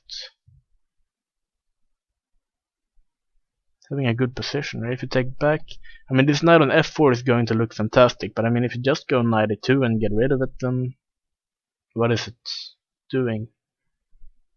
Maybe just knight e2 immediately, just preventing knight f4. And then, I don't know, rook f4, rook f3, knight g4 might be an idea. Rook g1 is of course always an idea. I kind of like white's position more. I'm not really comfortable with the king on g7. It feels like maybe white is a bit better in Harbrou's game against Mayor, but it's still very interesting. What else do we have? I see that Avion's game is working now again. We had some problem with the transmission, I believe, but we have some more moves here. We left the game around move 10 here. Bishop d3. It was still just a normal position up to this point. b4. So far all the moves are very natural. Both players are just developing. Here we see an interesting move by Risting. I kind of like it. There's one guy who doesn't really seem to fit in, and the bishop on d2 isn't doing much, so we just went bishop c1, and the bishop on b2 is much better. Not sure if it's the best move, but I kind of like the idea behind it at least. Rook c8, bishop b2, rook d8, queen b3, everything looks very natural. You don't really want the queen on the same file as the rook, so you just move it away. Bishop b8, rook d1. There's nothing wrong with any position there, I guess. Knight d7, bishop e2. Not really sure what just happened. The arbiter was in the room, but then he left because, yeah, I don't know. Let's look. Knight e5, knight e4, f5. Okay, so things start to happen here. I guess this is kind of what Bajrani wants. I'm not really sure that this is too good or even good enough for black, but I mean, he's trying to play this for a win. Bishop f7. Eventually he's going to start expanding on the king side. e5, maybe not giving up this square, and he has to defend this guy. g5 can even be considered at some point, but I wouldn't do it with the bishop on b2 though. Bishop e2 looks kind of cautious. Maybe he was afraid of knight e5. Okay, knight h5, queen h4. Yeah, okay, I don't really know how to evaluate this, but it feels like knight h5 was very strange. But okay, it had some idea with f4. That's actually true. f4 is perhaps an interesting idea because g7 is kind of weak. Queen h4 hitting this guy though. Where is this knight heading? It feels like white is doing alright here. Knight f4, and maybe even knight d3. And if you get rid of this knight, then this guy on b2 might be good. Yeah, this looks alright for white. White's not worse, I think. But black will try to create something. I'll try an update to see what's going on. I think it was... we have actually a draw? Ah, okay, I see. 95, they actually went for a draw here. They went back and forth a couple of moves and they just achieved a draw, which I think is a pretty good result for Risting at least. He won a very good game against Cousin yesterday, he drew a Grandmaster today. So, thinking about IM norms and so on, I think he's doing quite well, Risting. Bajrani, of course, he's playing black. Risting played well. It's difficult to beat the Nims of Indian if you're playing black, and white just played solid good moves. It's a decent result for both, I'm pretty sure.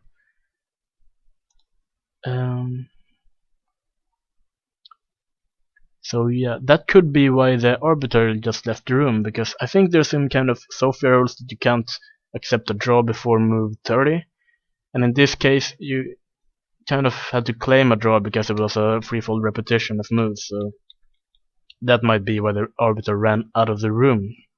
I'll have to ask him later. What else is going on? Tukayev is playing. We haven't looked at Tukayev's game at all. Oh, apparently it was another... okay, it wasn't Breyer, but the same idea still goes. Knight b8. I'm just gonna click through it rather quickly. The same ideas. It turns out it's some kind of Breyer with... it's very similar to Breyer. But the knight got to f5. I can't remember this move knight h4. I think there's some variation in the Breyer when the bishop is already on b7, but I can play this move d5, which is supposed to neutralize this move knight h4. But here, maybe Tukayev just got a good version. This looks like a good version because a knight on f5 is just fantastic, right? Okay, so some tactics happens here. Knight takes d6, take on f4, take on f7. What's going on? Everything's hanging. This is a long forced variation, I guess. I'm just gonna see what happened. White is a pawn up. And then white is just basically winning, I think. It looks like Tukayev is going to win this game because, I mean, this rook on d7 is fantastic. the other rook will come into e7. And I mean, black's king is just not as safe, because this guy on f4 looks good, but I mean, if he has to play knight g6 or something, then knight h5. Yeah, I'm pretty sure that Tokai will win this game. Do we have anything else going on? Not really sure.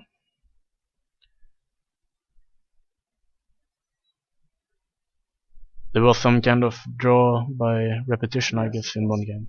Okay. So, are there any other results?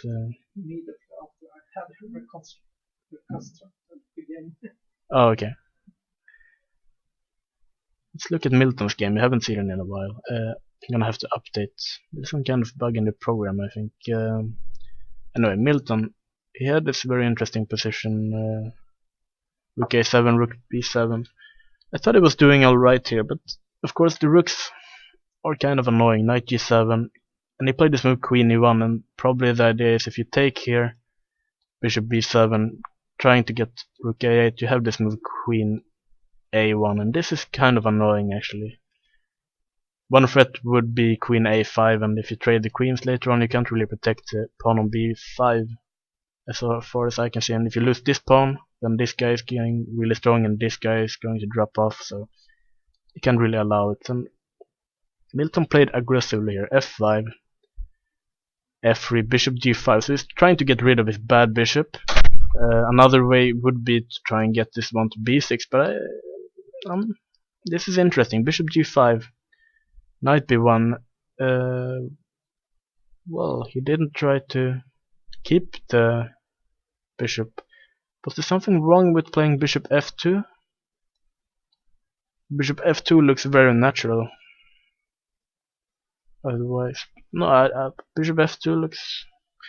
I have no idea actually. I would have gone bishop f2.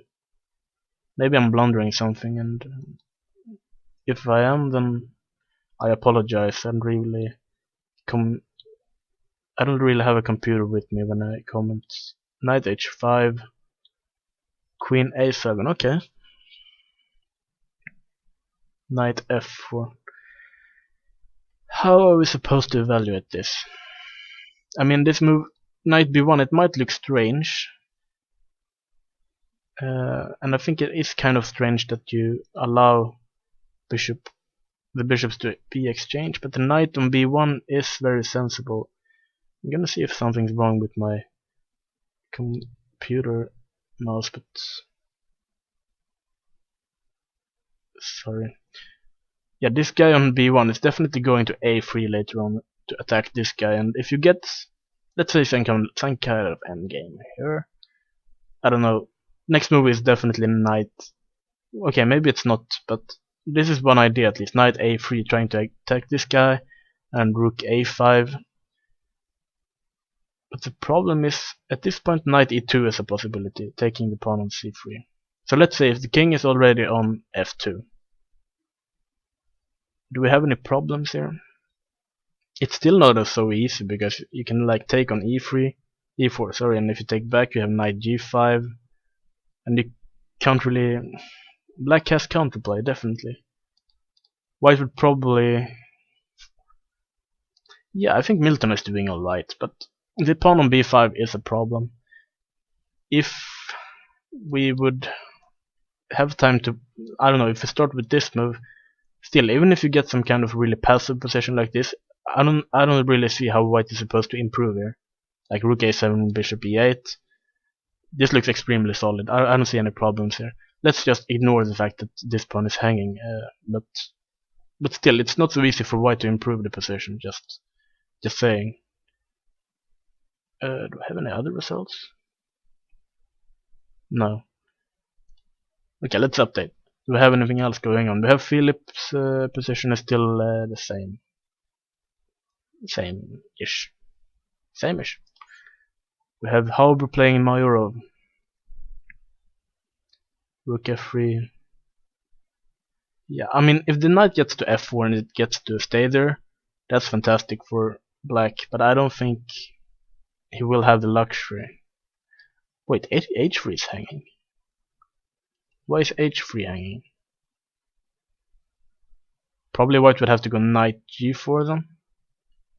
But then I'm not so sure if this is so good. I mean, rook g8 and some sacrifice on h3. I still don't like the fact that this rook is on a8 and the king on f8 and doesn't really coordinate. But yeah, I mean, if the knight gets to stay on f4, you really want to go knight e2 at some point. I mean, black can go knight d3, but we will take it with the bishop. And I don't even know how to evaluate this. It's very difficult. It feels like both players are worse. Yeah, both players are worse. What's going on in this game? Westerberg is playing Stefansson. Let's look at the pawns. Stefansson is up a pawn, right? I think he's up a pawn, but looking at the pawn structure, it might not matter too much. White has a bishop pair. But on the other hand, I'm not sure how much the bishop pair is doing anyway. White can at any point at all take on d6 and it should be at least an easy draw. No, sorry. Yeah, I mean, it should be close enough because bishop h3 and the bishop gets really good, but white of course wants to play for more. Not sure how. Feels like Wigner is playing very well here. I'm not really sure if it's worse at all. I don't think he's better, but his position just looks absolutely fine here. He has an extra pawn, but this bishop on b5 is the problem. It's not really doing much. And okay, he played queen g6, of course, attacking this weak pawn on e4, and rook e1, very sensible, of course. And later on, one idea for white is, of course, bishop h3. This has to be the idea, and the bishop will go to e6 or f5. But even then, I'm not really sure it's enough for white to get some kind of advantage. No, I'm not sure at all. Black has some weak pawns. You kind of have to, I don't know, watch out for ideas like this at some point. Attacking guys. But now I think maybe f5, maybe even rook d8. But still, the idea is there. Rook e1. It feels, I don't know how to evaluate this, but I think it's kind of equal. Let's say equal. Then I don't offend anyone. Do we have anything else going on?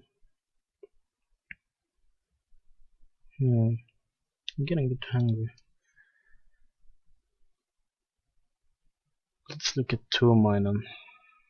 What has happened in Tuominen's game? We have to go back. What happened? Okay, bishop c4, queen a4, like expected, g3, like expected as well, a6, taken b5, bishop d5 and b4. Okay, it turns quite tactical, but it's the same kind of position that Felix likes. I have no idea if it's good or bad. I don't think it's that good for white objectively, but I mean the bishop on d5 is nice. And I mean this king on g8, it feels like maybe Carson has lost the thread a bit, because this guy on 8 is hanging. Rook a7, take on f4. This can't really be the best. King h8? What's going on? Why can't you take the on f7? I'm missing something completely. Am I?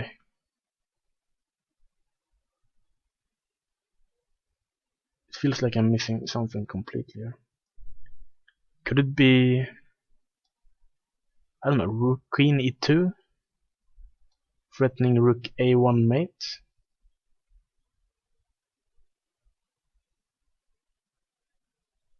That's amazing if it works. It appears to be working, I think. King b1 is of course queen takes e4. And you can't really trade the queens, you can't play rook d3 because h1 is hanging, and you can't really play king c1 because take on f4, take on f7. So queen e2 might be the reason why. Well, the idea is genius, but still, I'm not sure this has gone the way Carlsen wants it to go. Rook H E1, C6. Okay, so now we will get some trades here because, well, the idea of C6 is obvious. The rook is protecting each other, but the pawn on D6 is very important. Queen B6. Queen E3. Well, this is obviously a threat, and we're kind of protecting against Rook D8 as well. So, yeah, Rook A1 was also a threat, I guess. And Queen takes F2. There are a lot of threats, so Queen E3 looks like a sensible move. But what is going on here? How many pawns are there? We have 5 pawns against 4 pawns. Only white's a pawn up, but of course F4 shouldn't be able to hold. Let's say Queen takes E3. What is this endgame? I'm guessing F takes E3 actually. And let's take on F4. White shouldn't lose this. I mean, at some point we could... yeah, this is drawish, I guess. I mean, if you take on C6, black is going to play rook E1 and take back the pawn on E4 later on. Yeah, I mean, if Felix draws this game, that's a pretty good result for him, I guess.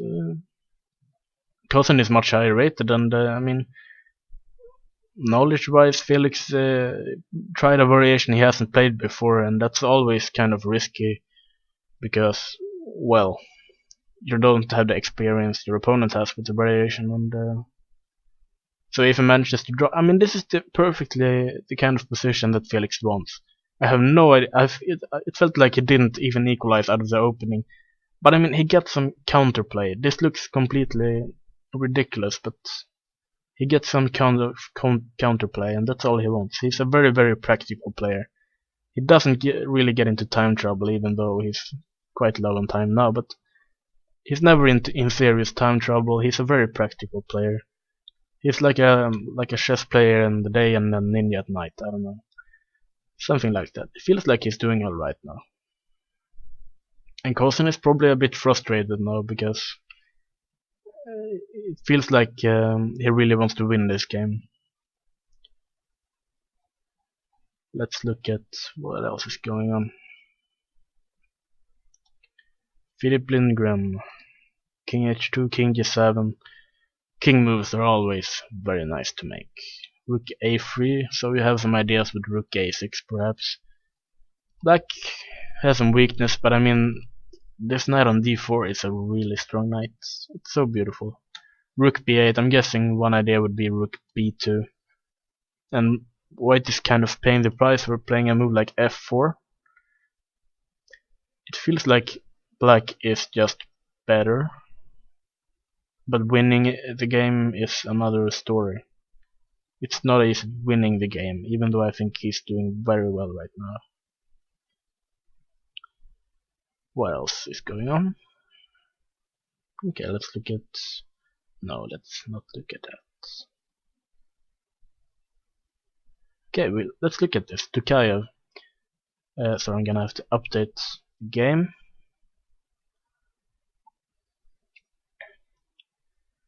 It's very good that we have free coffee here in the playing venue. It's very well appreciated.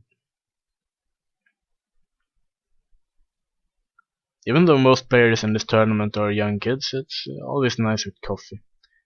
Wakes you up in the early morning rounds. Knight D3, Knight H5, Rook E8. Suddenly, white kind of have to calculate, right? I usually like winning without having to calculate, but okay. So this pawn on G6, sorry, G7 is very weak, but black is threatening a mate right now. And let's just prevent it. Let's go H3. What's going on with the H3? Maybe it's still just very bad for black. You can't really defend the pawn extremely passively because we have Knight F6, right? Picking up some material. What else is going on? Rook G8, obviously not. Let's try this. Rook E1 check. King H2. What can you try here?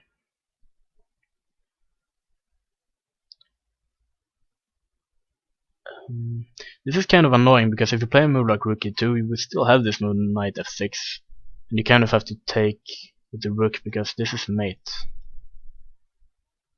So yeah, probably Tukayev is still just winning, but I mean, it's always kind of annoying having a knight on d3 because at some point maybe black can, like in this variation, he can just take here and try and sacrifice and try to get some kind of counterplay, picking up some pawns, even though it's not enough now because white can just pick up g7, but you always have to calculate the possibility of sacrificing and then just trying like taking on b2 knight a4 or something.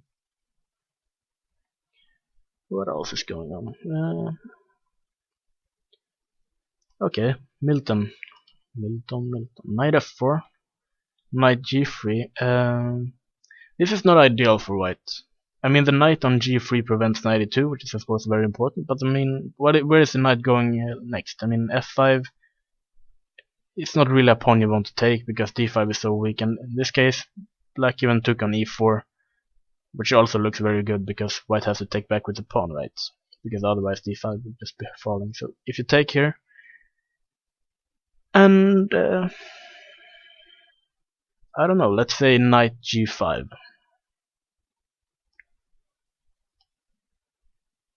I mean, one idea that you even have to consider, if you take here, rook a7, white's just trying to play, you could even consider a move like rook a8, I think.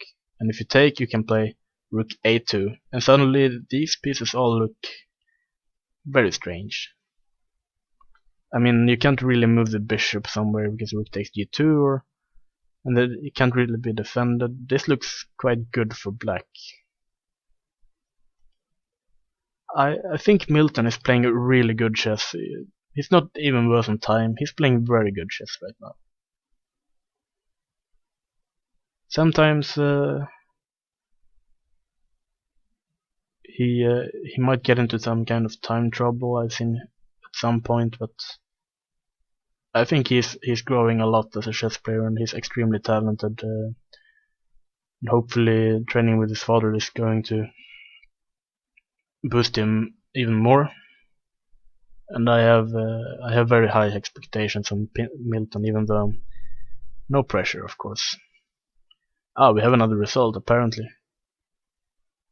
I think it says apparently it says that white won after g3, but it looks like a strange move to play and resign after g3. But okay, why not? I think it's losing, but it could also be some kind of problem with the broadcast. But anyway, it seems like white is going to win that game. Okay, what happens here? Halbro, rook f3, rook a7, and it just puts the rook on g6.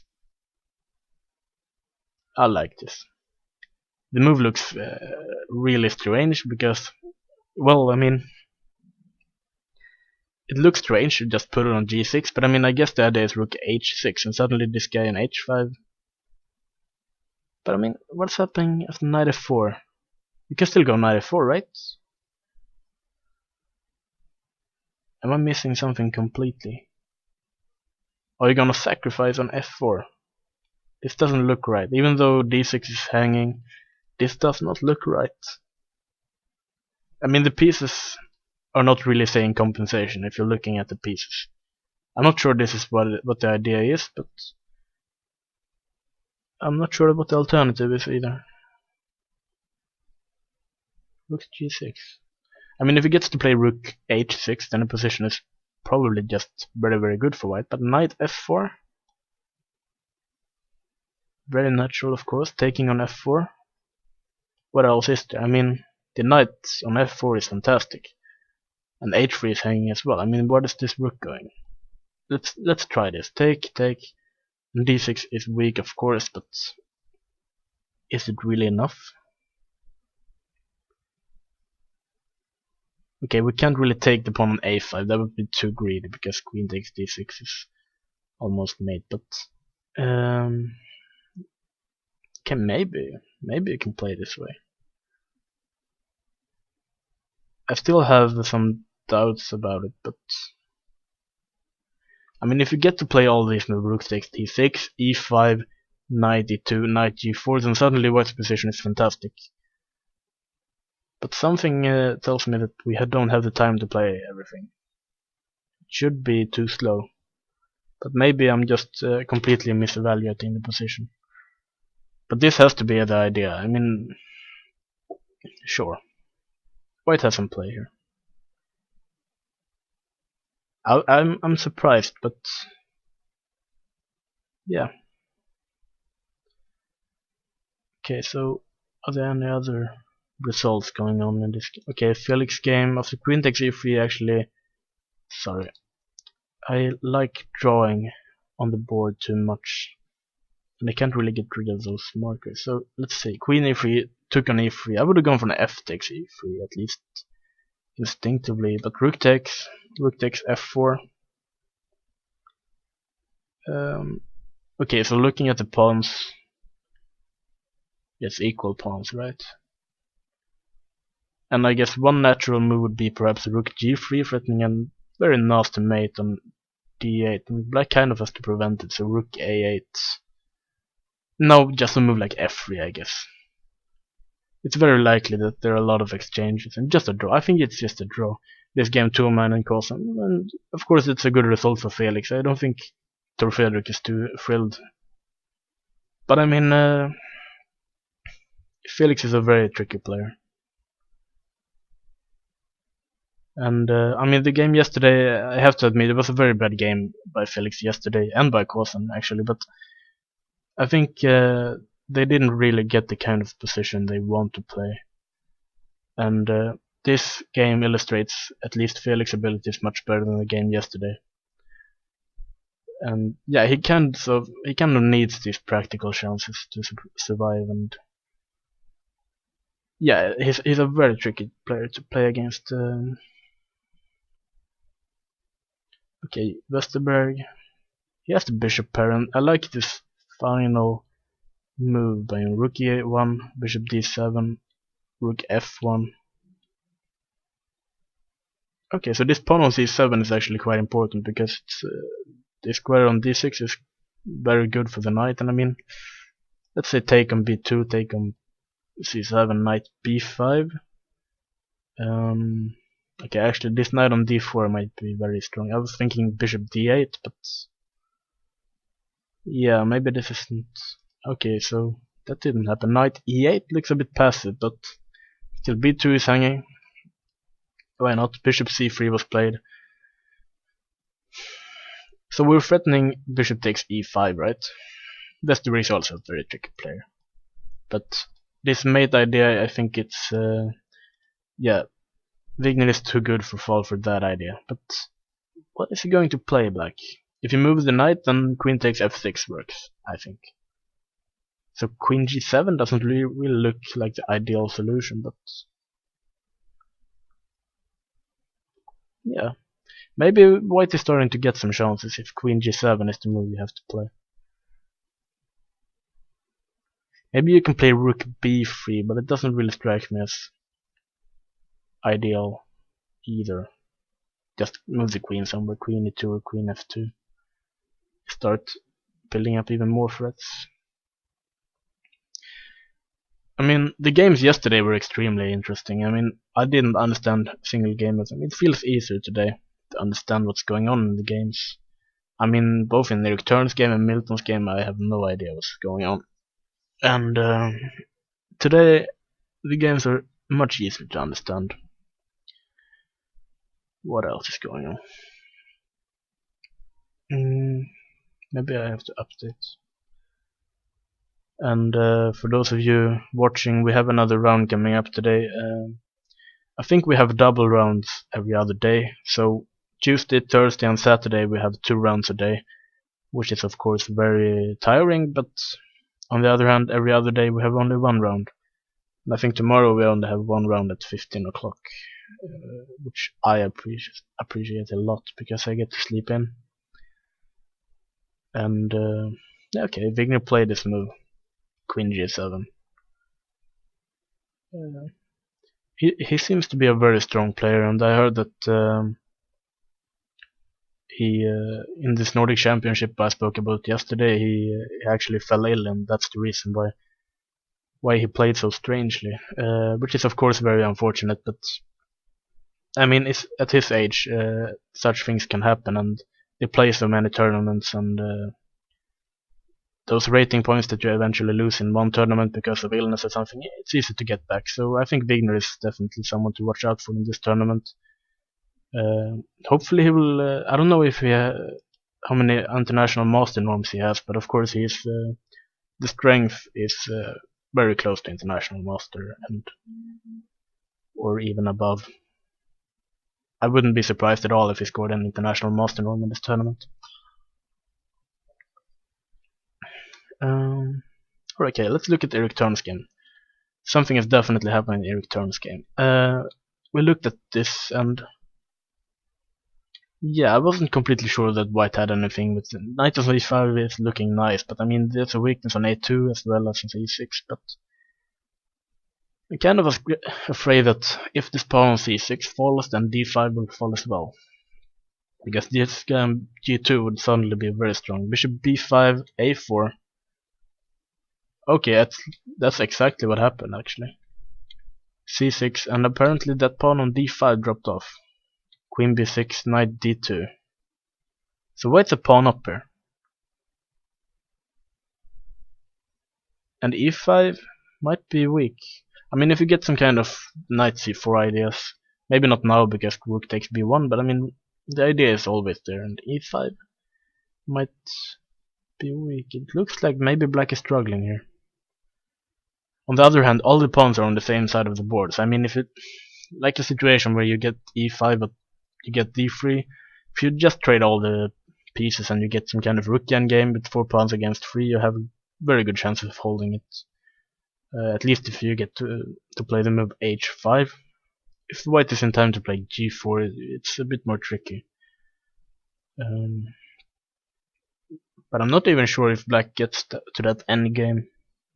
It feels like he's definitely struggling.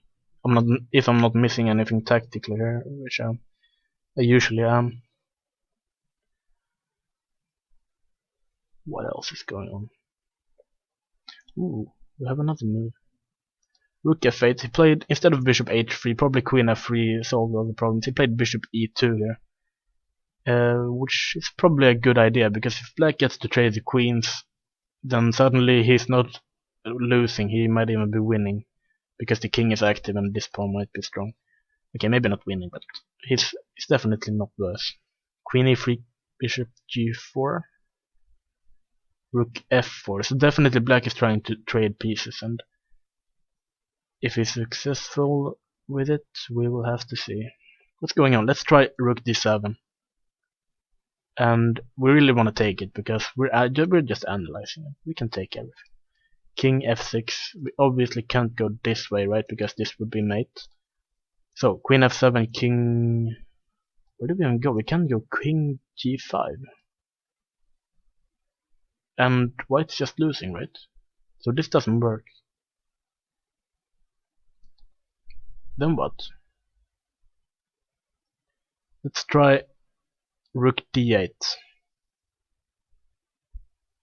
And if you take on g4 now, let's try queen d6. Now there are a lot of pieces, but still, is there mate? King g5 looks quite safe.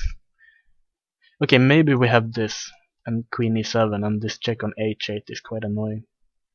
And even mate. Not even mate, but yeah, this is of course winning for white. So maybe rook d8 actually works. But of course black might not take on g4, that would be too much. But queen d6 is a threat. You could play queen e5 or something like that, but it's not really the kind of move I want to play. What else?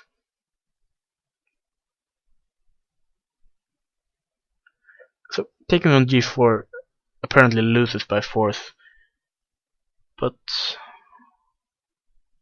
something else shouldn't be losing by force. I mean, a move like rook f1 is probably too talented. I mean, this... check.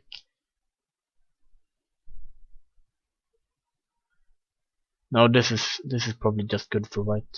I mean, black is threatening a mate, but eventually just take on g7 and play b3 and everything is covered, right? Okay, so he went rook d3 instead. It looks not as fun as rook d8, but it's a sensible move, of course. Yeah, why not? I mean, the game is extremely interesting. The king on e7, is it... If white really gets to coordinate his pieces, then the king might get mated soon, but somehow I have a feeling that black is surviving this. And he's doing it rather well. I mean, a move like queen c5, just moving it out. How is white supposed to mate this guy? Rook d7 is of course the sensible way to do it, but it doesn't seem to work. White just take it and run with the king, and I think maybe we should just at some point play a very calm move like b3 and make sure we don't get mated ourselves, and then try to attack. I think we should spend some time on a move like b3 soon. What? Why does it say that black resigned after rook d3? That has to be transmission error. The position is not resignable. Am I missing something completely? It's not resignable. No, I'm gonna say it's a transmission error. I will see if there are any more moves to be played. Okay, Felix Tumainen. I don't like f3 immediately. I would have gone rook g4 first, then f3, because the rook looks much better on g3 than on e3. f3, rook h4. This is quite passive, but we still can play. Rook g2 just looks fine. Nah, this is gonna end in a draw, I think. Maybe this is even annoying for black now, because h5, we can, I don't know, check here, something like this. Okay, so rook f8 might be a move, but then rook, I can take on c6, why not? Okay, so maybe this looks strange. Why doesn't the king get out of the corner anytime soon? Like f3, just get out of there somehow. King g7, don't get mated. I'm still pretty sure it's a draw, but I mean, maybe black has to be even accurate after rook g2. It's not really an endgame if you're getting mated. I still don't get any moves in Kenniscook's game after rook d3. I can't believe he resigned. I mean, it's possible that it was just good for white, but I mean, the game looked so interesting, and okay, we have to look at Harbor. What happens here?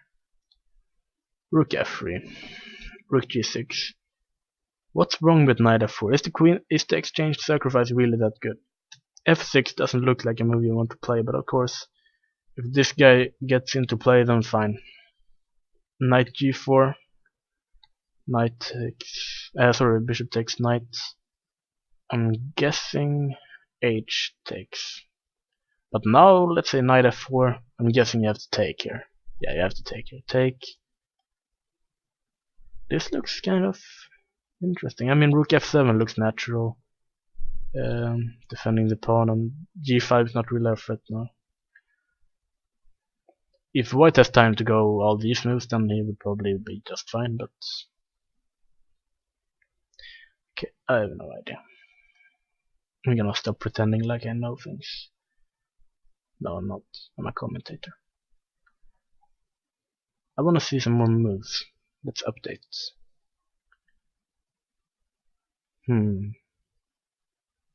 This doesn't look good.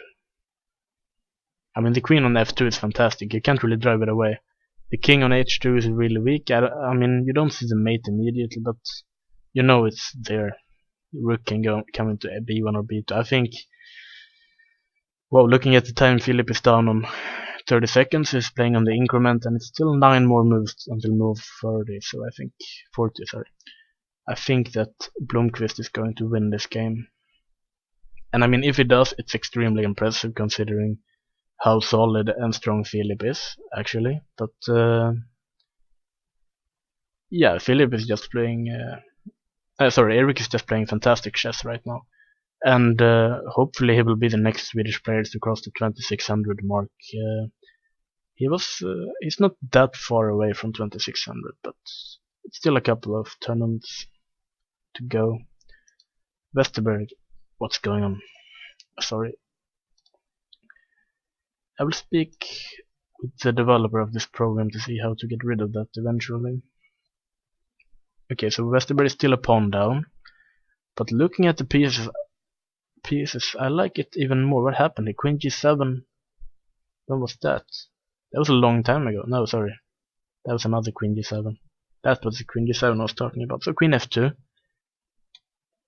And okay, so we got some tactics here. But it feels like, wow, knight d6. Okay, I'm gonna have to try taking this guy, threatening all kinds of mates. So let's try queen e3 check.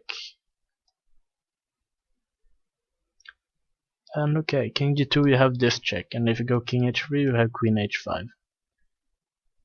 And it seems to work out for black. Yeah. It's a clever move, knight d6, if it works tactically, and it appears to work. But I mean, it's kind of risky because this bishop on c3 is really strong. But Westerberg is low on time.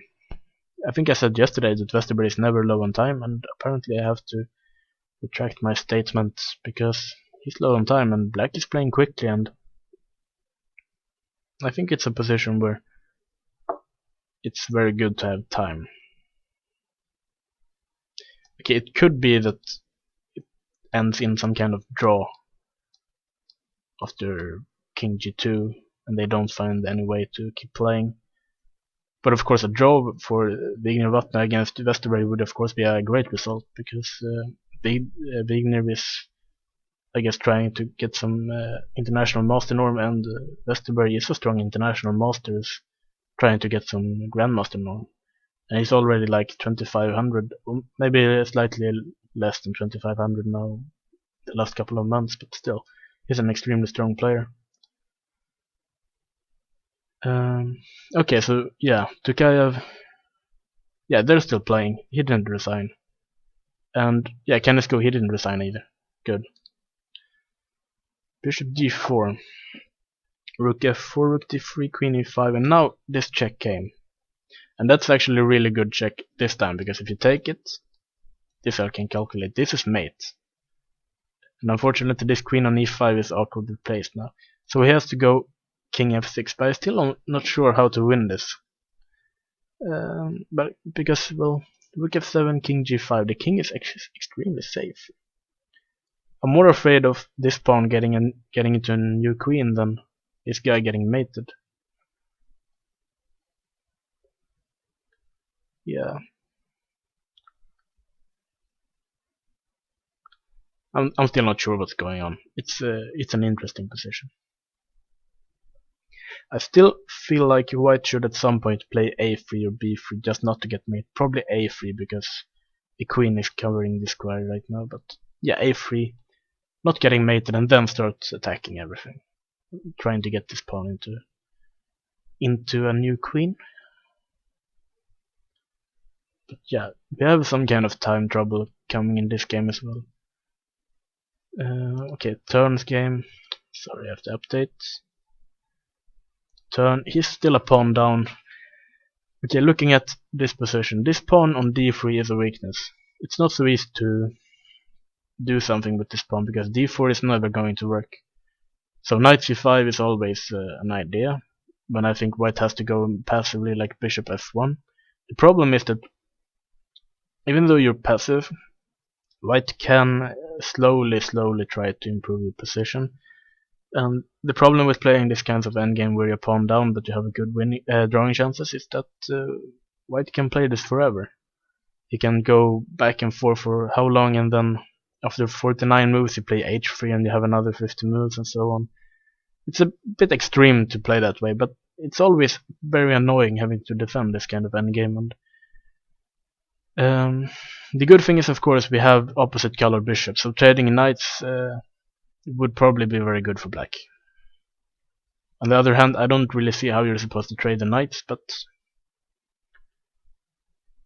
I have a very strong feeling that this is supposed to be a draw, but it's not so easy to achieve during the game. At least it's very difficult sitting there and trying to defend all the time. We haven't looked at Hampus' game for a really long time. Why haven't we looked at his game? The opening was clearly in his favor, I would say. Not clearly, but he was better. b5. Okay, so the queen might get trapped after taking and bishop d7. Yeah, you don't want to get the queen into trouble, so... But still, e5. Okay, so we went into this. It should still be quite good for white, I think. Maybe not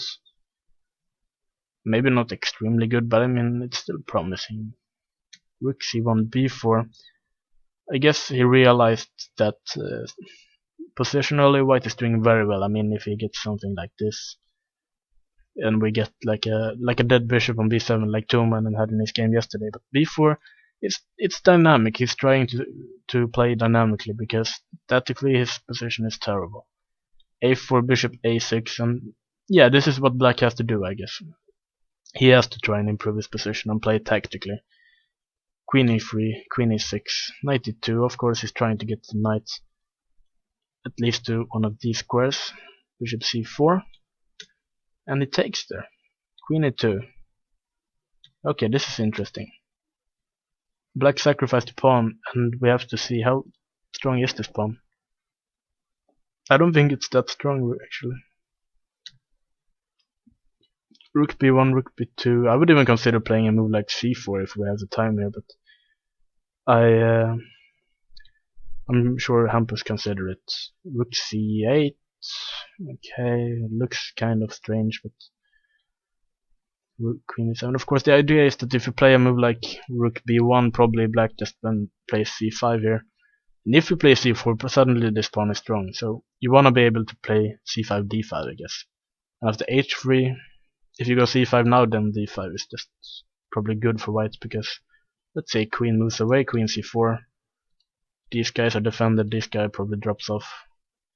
So h3, queen d7, queen c4, queen e2. Okay, that may be not perfect, but c4 will come with tempo. d5. This doesn't look right. I think he may have blundered something when he went this queen e2, queen c4 stuff. c5, he probably forgot something here. This is not ideal, because here the pawn on a4 is extremely important. And this f4, queen before f5, this looks kind of desperate to me. I mean, sure, this is a game that's far from being decided, but it felt like white was having all the trumps in a position, and suddenly he's the one who definitely has to attack, because otherwise black will just win. So he has to make some kind of attack work. He has to play f6 and try to mate black somehow, but I don't really see it. I mean, looking at the clocks as well, black is very low on time and feels like practically white has decent chances. Felix would enjoy this position with white. But thinking logically, it feels like Sørensen has messed something up here, unfortunately. I don't really trust this, even though it definitely has practical chances. I feel like he should have gotten much better than what he got. A couple of moves ago I was sure he was better, but now I'm not so sure anymore. It feels like he's trying to mate when there's... It wasn't really necessary to go for something like this. Okay, we have a result apparently. It was a draw between Tuman and Kosen. I guess it's a fair result for Felix. I was kind of harsh on Felix yesterday because, well, the game wasn't very good, to be fair, but yeah, this result is quite good, and I think he played all right today. Yeah, this should be a draw, right? yeah. Okay, so a draw. I think he's happy with a draw. I mean, he was quite nervous before the tournament. He was thinking that he wouldn't score many points at all, but yeah, I mean, he deserves to be in this tournament. Playing, he's playing his own style, and he's playing good chess. What else is there? Okay, something is definitely happening here. Wait, I have to. What's going on? Hansen against Panzer. Knight f4, knight g3, takes on e4. Okay, so we went for this idea. Knight g5, h4, and now he went for this brutal move, knight h3. What's going on? Takes. Obviously, if the king moves to the second rank, we have rook f2 and picking up this guy with a positionally horrible position. King h1 then. Bishop g4. Okay, so this rook is coming into f2 when this is a mate and this one's hanging. So knight d2, preventing bishop f3 mate. Rook f2, knight f1. This is amazing. What's going on in this position? I am far from sure. I mean, obviously black is trying to mate white. And I have to admit, it looks really dangerous, but I don't see the mate. Hopefully Milton does. And yeah, of course I'm biased because I'm hoping for Milton to win because, well, he's my friend and I'm from Sweden, so it makes sense. But what's going on here, really? I can't really say. It feels kind of promising for white, considering that even if you get this pawn, white's pieces are kind of stuck somehow. I mean, looking at these pieces, white is a piece up, but looking at what pieces actually do something, black is a piece up. So, but that's usually not how it works. How about a move like bishop e2?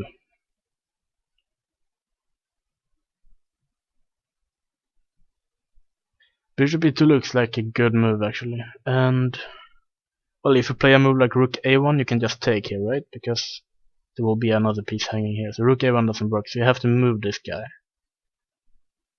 Rook, knight e3.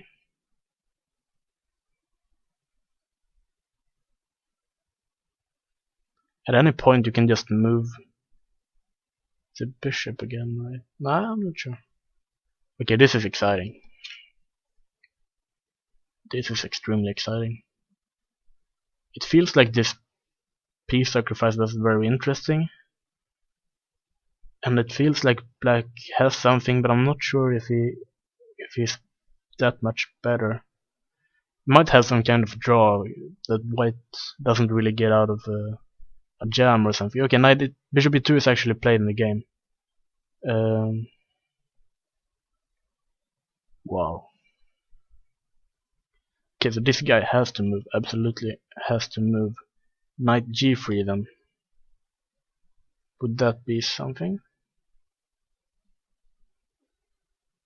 Possibly. It could be some kind of repetition like bishop g4, knight f1, and none of the players can get anywhere. And I mean, looking at the score beforehand, a draw would be very good for Milton, but I feel like he played extremely well in this game, and I wouldn't even be surprised if he won. He might have a win somewhere. I just don't see it, but it feels like it's very close. White's pieces are so strange, and I mean, this guy is weak, this guy is weak, this guy is weak. But we can't really see it that way because black also has his weaknesses in d6 and b5, so I wouldn't. If it doesn't get the piece back, then I would probably say just take the draw Milton with knight g3, bishop g4. Okay, so knight g3 was played in the game. Bishop g4 would be a move just to get a draw, I guess. I don't really see how white can keep playing this either, because you can't really take this knight, because okay, it's even mate here, but yeah.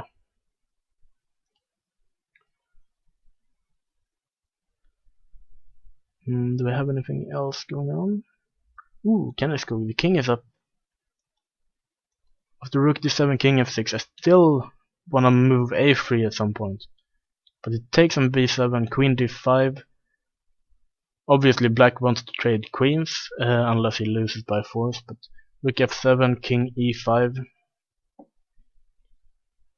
King e5. I'm gonna check what happens. Okay, can you take on d5 here? I just wanna get a new queen this time.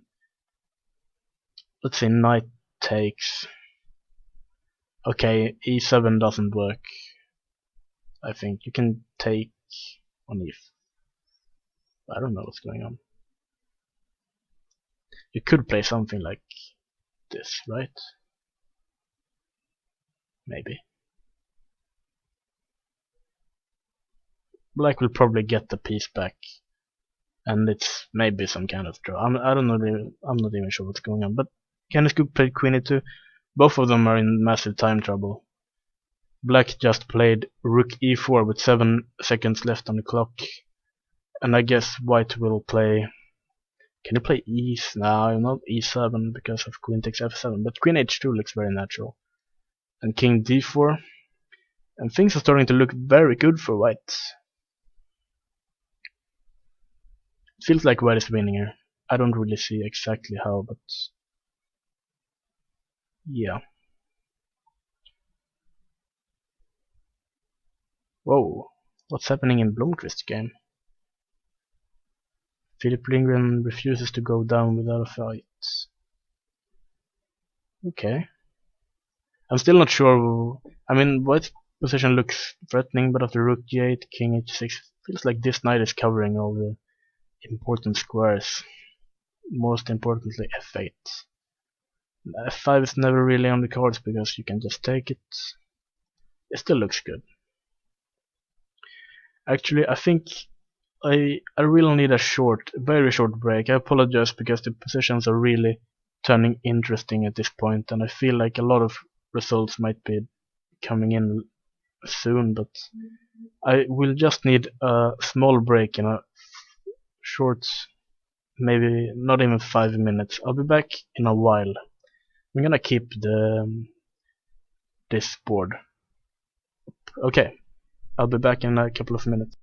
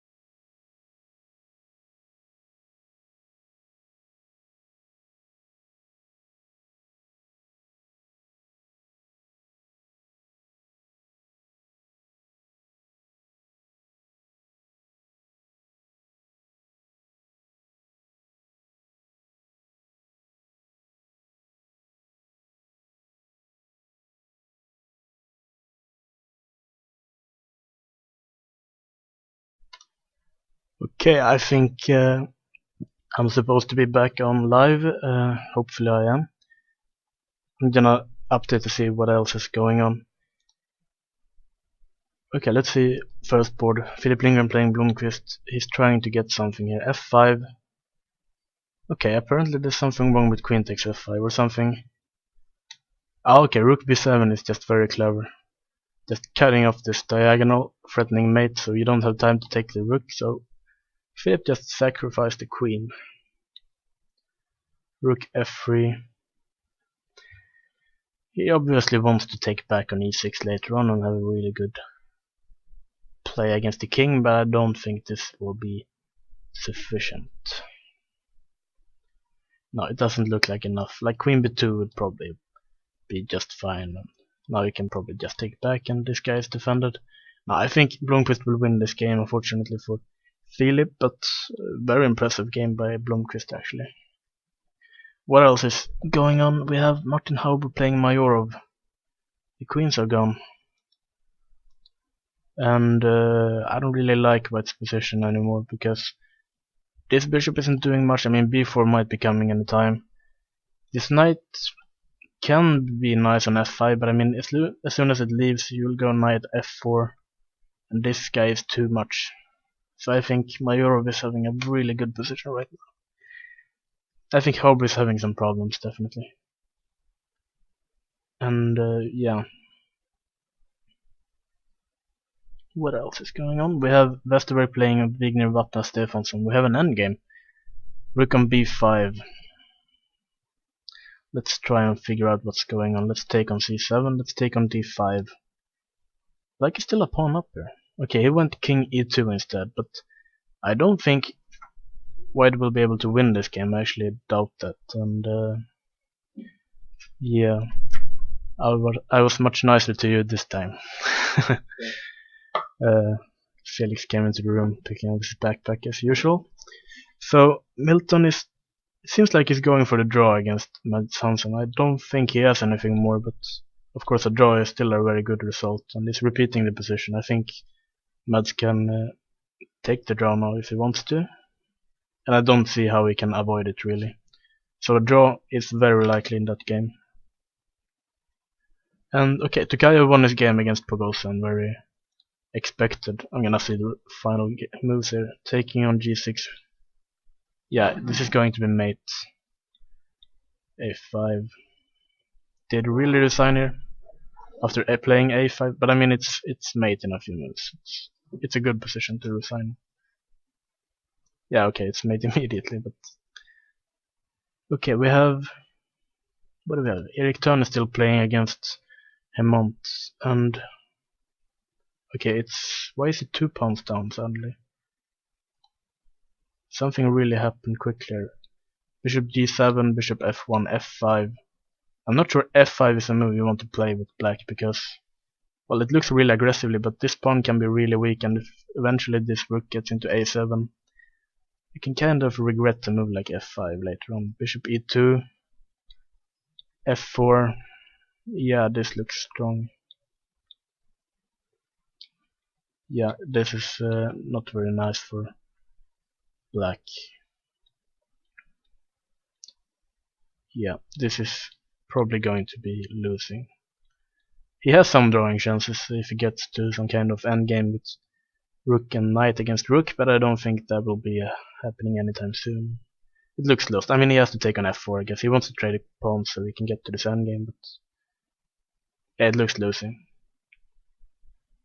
And yeah, also we had another result. Kennesko won on the, what is it, 11th board against Tikko Sahil. And of course, at this point, it was already very bad for Sahil. We had rook, queen h2. I actually missed this idea, queen f2, and I think he has to go like king c4 or something here, but yeah, it's obviously losing here as well. King e5, and he was just mated after queen g3 because king d4, queen c3 is an immediate mate. So that was a very nice win by Kennesko. I'm not sure if he was actually winning all the time, but this entire idea with knight d5 here was very, very interesting, and in the end he got the point, and I'm not sure. It feels like black could have defended this much better because this king on e7. I'm not sure it's supposed to be mate, but in the end, in time trouble, he was stronger. Let's look at how Hampus is doing. Not very good. I mean, his attack looks kind of dangerous, but at the same time, being 3 queens down isn't ideal. So I'm gonna update to see. Yeah, I don't really see how white is supposed to mate. Okay, let's try taking on f7, but I mean, doesn't move like queen takes f7. Should be enough, and soon black will take a new queen. Even if you lose this one, we have a couple of others coming. I don't know, something went horribly wrong in the middle game for Hampus. He was much better at some point, I think. I don't really believe in this pawn sacrifice by black. Maybe he should have gone for c4 something immediately, but yeah, he went too passively here. Definitely when he played these moves, queen c4 and queen e2, something went wrong. He missed something bad here. And now I think it's probably just bad for white.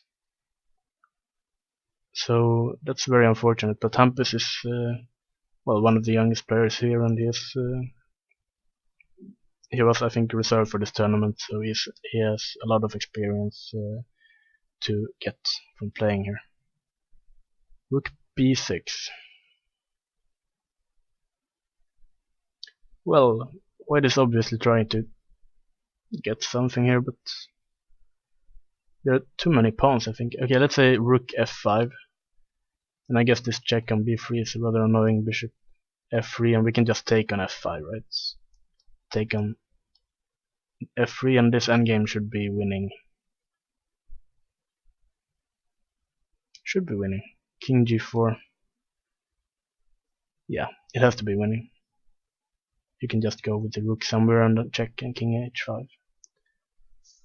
Right? I'm not really sure. It looks bad, but okay, rook f5. Do we have any alternatives? We should have something else. Rook b3 looks so natural, at least. Bishop f3. This rook on g8 is actually really annoying. You can be down a lot of material as long as the king is cut off and you have some counterplay with g5. What's going on here? I don't really see. What's wrong with rook f5?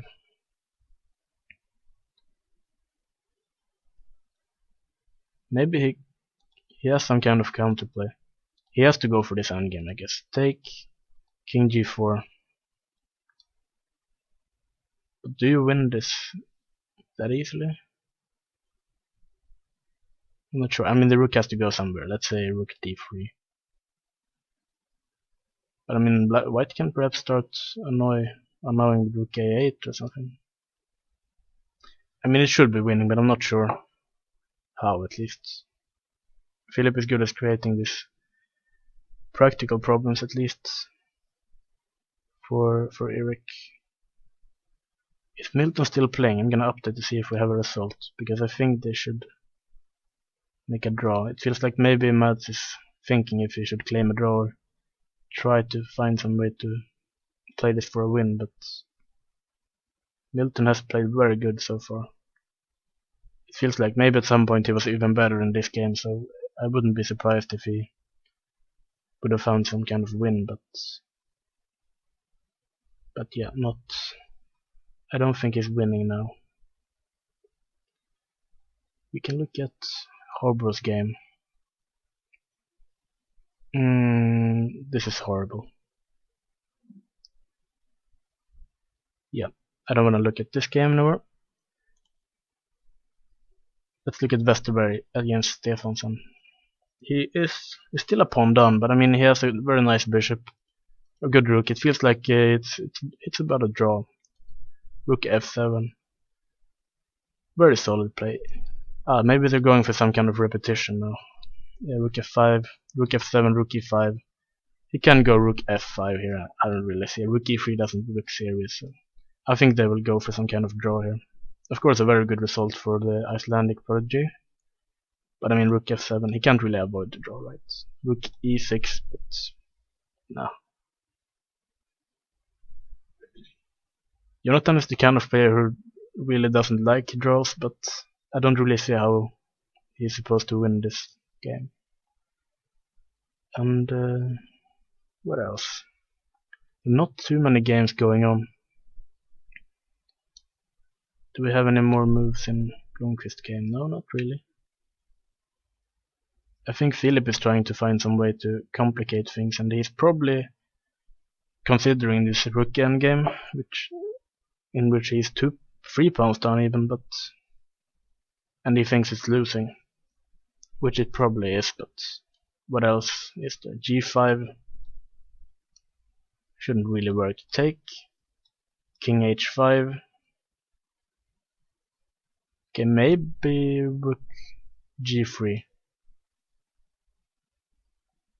Yeah, this is a good. Yeah, I mean Philip is going to think for quite a while because they made 40 moves, and the king on H6 might get mated if you're not careful. So he's gonna think for a while. Okay, Vignevata is obviously trying to get the draw. Rook F5. Okay, how Bromayorov? B4. I'm guessing this pawn on A5 might be a weakness, but I mean a move like Rook A1. You can even go B3.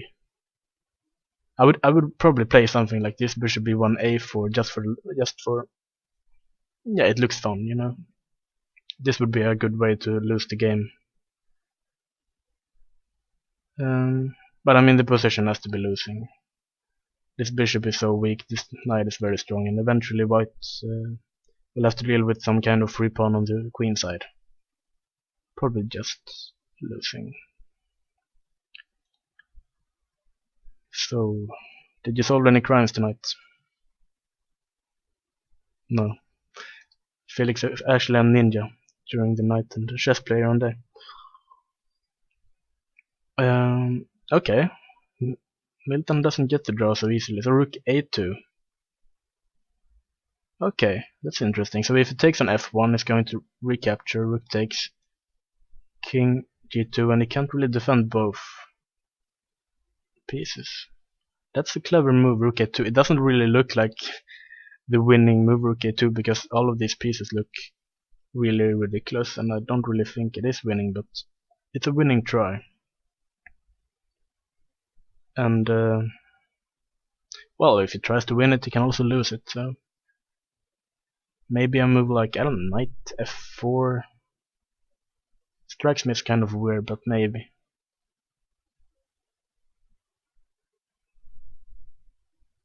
I don't know. It'll be interesting to see how black will entangle his position. Oh, white is the one who has to entangle, but I mean, white is a piece up.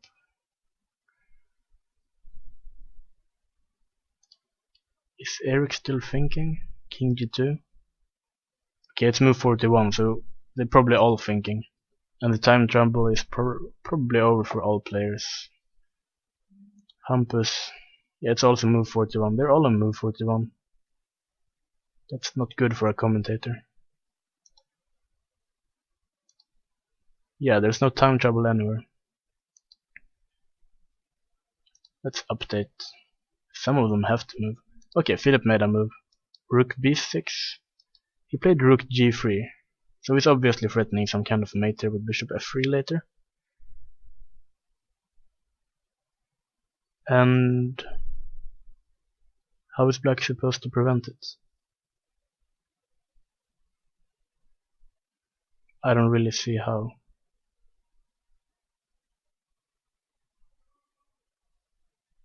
It feels like Blomqvist has done something wrong, even though, I mean, I wasn't sure he was completely winning at some point, but it feels like this is not the way to win. Okay, he played queen e6. Okay, so probably the idea is king h2 is going to play rook b2, and we can't move the bishop later on. But still, okay, g5. I don't know, take king h5. I have no idea what's going on here. King h5. Okay, maybe the king is actually safer. And also, if you get a move like queen e5, you start threatening moves like king h4. You don't want that.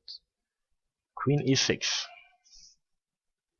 might be brilliant, but I mean, this is not the easy way to win the game. I'm not even sure he's winning anymore, but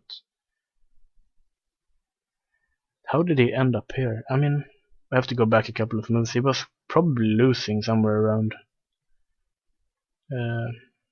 Well, when the queen's on f2, somewhere around here he should be losing. But okay, he got some counterplay. Rook e8, rook d7. This was maybe not necessary. Knight e6. Now we get some counterplay. f5. Very resourceful, actually. I'm not even sure where black is supposed to improve. Maybe rook d7 wasn't accurate, but I think black has some real problems to solve. King h2 is probably the move. Maybe he can play king h2, queen e5 back if he wants a draw, because g5, just take and king h5, and I don't see the win.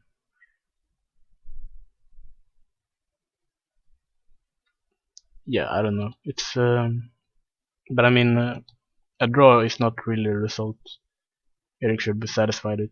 I'm pretty sure he was winning a couple of moves ago, but king h3 would be the drawing move, I guess. Do we have anything else we can try? Rook b2 is of course an option, but yeah, maybe rook b2. That's probably what he's planning, but okay, g5 take king h5. How about a move like rook g7? This might be annoying, and obviously king h4 is not a good idea here, so and h6, still like rook h7. I don't know, maybe you can start annoying with checks if you take on g2, because you can't take with the king because queen e4. You pick up the rook, but if you take with the rook, queen e5, you can't go here, queen f5, so you have to go. Okay, maybe it's some kind of draw by perpetual check, but yeah, it's probably a draw. And yeah, if it is a draw, then Philip should count himself. Okay, I can't really say lucky because he fought really well, but yeah, I'm pretty sure he was losing at some point, and Erik was definitely dominating the game for the first half at least. But Westerberg against Stefansson, they traded the rooks. Westerberg doesn't want to draw. It's quite typical for Westerberg. He's going to play this until he maybe even loses, but okay, he's not going to lose, but Felix think he might lose. No, I mean, he has some chances because these pawns aren't really dangerous, and I mean, he has 2 against 1 on the king side, but I don't think he's going to win this, unfortunately. He's not going to lose it either. He's going to play until only the kings remain, but he's not going to win. Okay, there are a couple of more moves in Erik Thörn's board. Okay, it has to be losing. 2 pawns is probably too much, and probably white will kind of get the knight to f5 or something, and eventually black will have to trade a rook or something, and it has to be winning for white. Okay, rook a6, what he played is probably a good idea, trying to avoid the trade of rooks, but I mean a move like king f3. King f3, next move king e4. This is also a huge problem. The king is cut off on h7. No, I mean this has to be losing. Okay, wow. Okay, this is a nice position. I have to look at Tempest. I'm gonna update. Rook is on d2. That's a very nice pawn structure. It's probably completely losing for white, or is it? Yeah, it's probably completely losing for white. I mean, rook e1.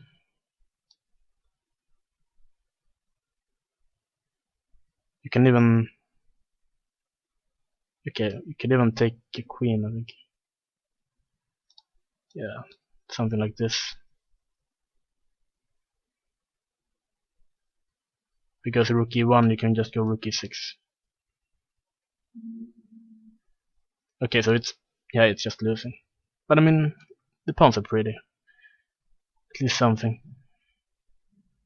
Okay, what happened here? Rook a2, and he just played king g7. I really hope this is a case where he can just go king h6 and just mate him. I would really like that. Yes, knight e3, king h6. I like this. I mean, I would love playing black's position. I don't know if it's good or worse, but white's pieces are just they suck. I mean, what are they doing? Even if you're piece down, I mean, the king will.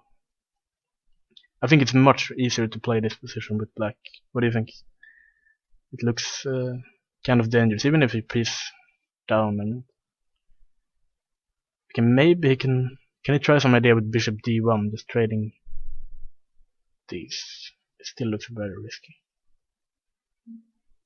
What happens after bishop d1?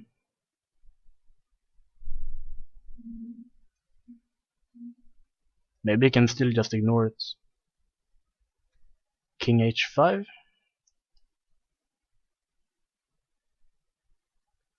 Maybe.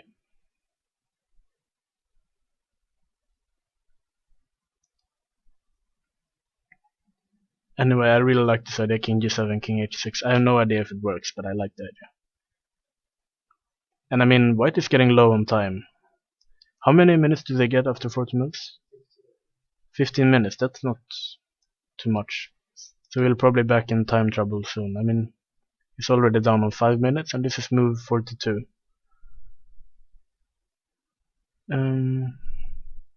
Okay, let's see. Queen e6, yeah, Philip Ringham went king h2, so Eric has to find some way to win this. Is it supposed to be winning still? There are a lot of positions where practically it might not be easy to play, even though they're winning, or I don't know, but they're tricky to play. But I'm pretty sure Mayorov is winning. Because I mean, this bishop, it probably has to go here, and knight d3. This looks terrible. Yeah, Mayorov should definitely be winning in this game against Harborough.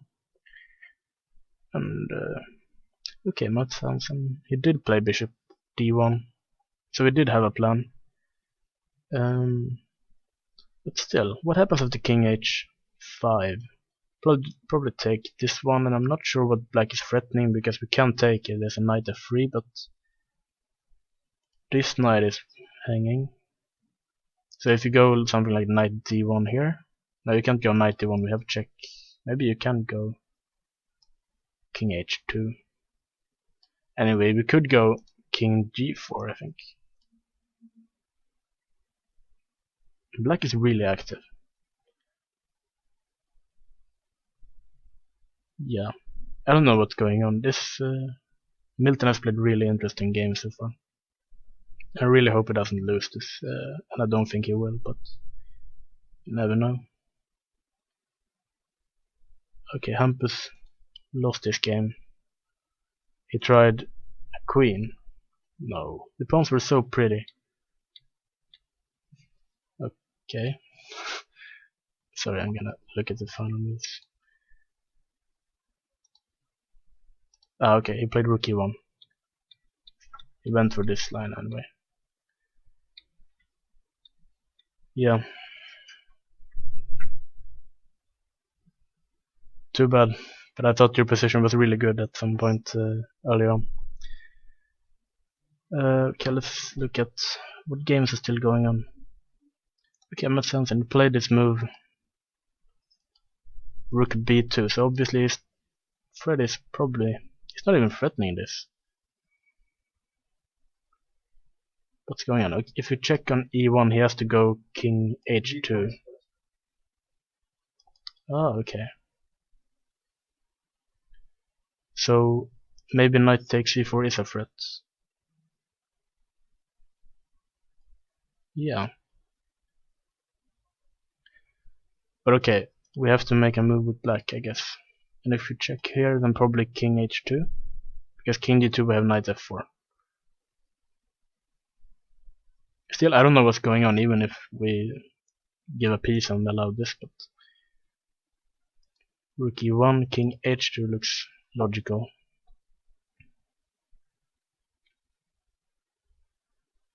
Maybe something hasn't gone right for Milton. Maybe this rook a2, rook b2 idea was very strong by Hansen, but something should still be possible. Knight f4. Okay, let's try knight f4. Can we take on c4? I'm gonna try. Probably doesn't work, but I have no idea. Can we take back, or should we play rook e1, or this is too much to calculate? I mean, if we take, we could even take here and play b5, right? We're not in time to stop that pawn, I think. Or maybe we are. Yeah, we are in time. We can play knight c5. Okay, so that didn't work. Yeah. I mean, something is probably gone wrong for Milton. This shouldn't be. Maybe this king g7, king h6, even though it's a very nice idea, maybe it's too slow. Well, they have still quite a lot of time, so they will be considering this. Ooh, Eric played rook b2. And what was my idea against it? Can't really remember. Was it g5? It was this, right? Take, and then rook g7. But maybe we can play queen f5. Queen f5. But what happens if we just start checking? But maybe we can go something like this. But then maybe rook takes h7 works as well. I don't know what's going on anymore. I'm just making funny moves. Rook f3 was played. Okay, so we're threatening this, right? But queen e5.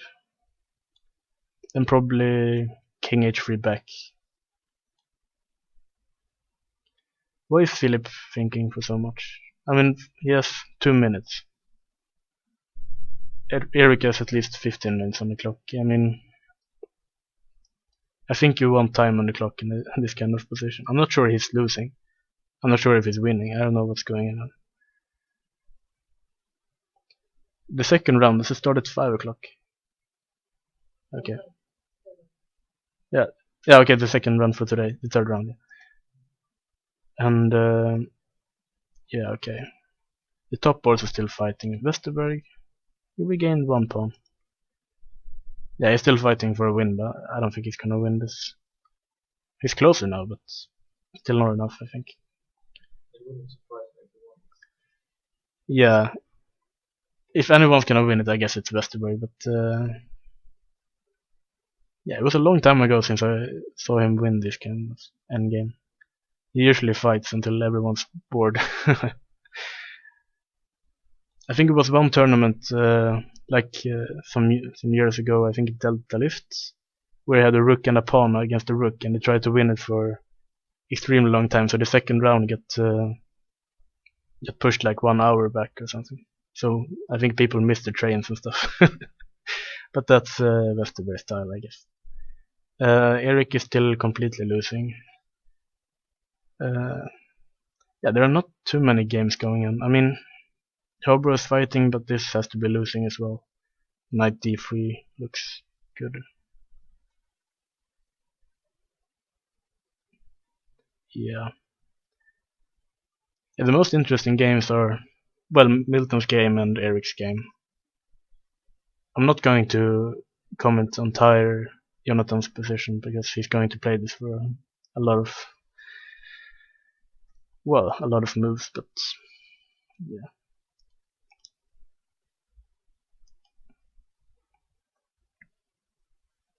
It was easier yesterday when every game finished at the same time.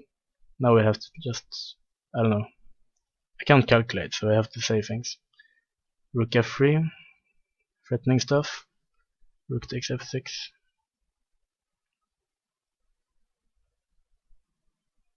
And I guess queen e5 looks natural, but maybe there are some alternatives as well.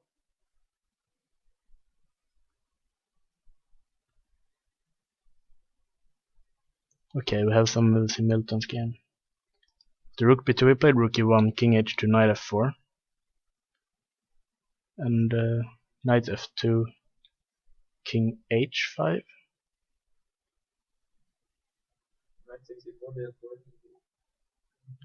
In here, maybe, I don't know. Taking on c4. Yeah, I think we have time for something like this. Okay, so knight f2, king h5. What happens after? We're not even threatening to take this because knight f3, but maybe we're threatening something like this. What happens after knight f3 immediately? Maybe he's just going to start annoying with rook c1 and stuff. Because if you get this pawn is rather strong.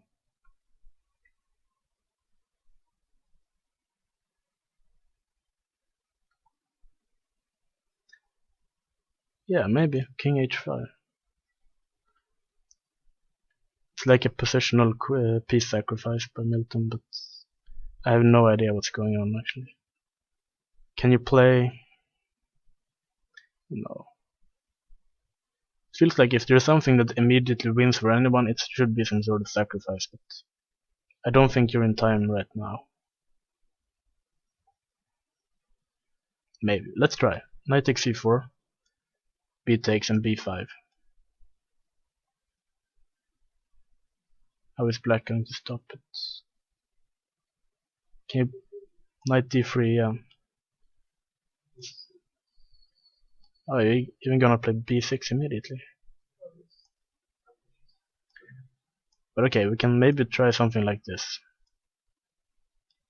And just play this. I don't know how this is either. I mean, like queen takes d6 might just be good, right? If we don't have any counterplay against the king, then it's probably good, but yeah, who knows?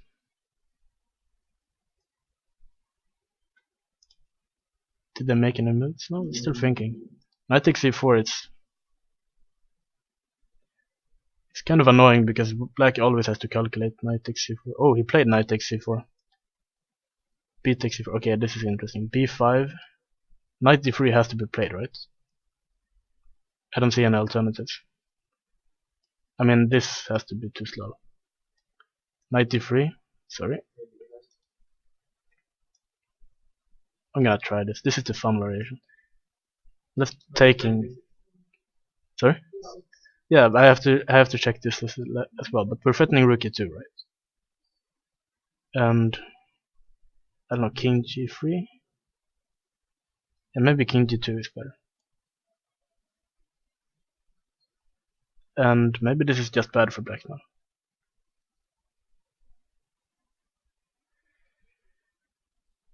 Maybe it's not, because next move after b6, we can play d2 and we can play something like this, rook b1, and we get this pawn anyway.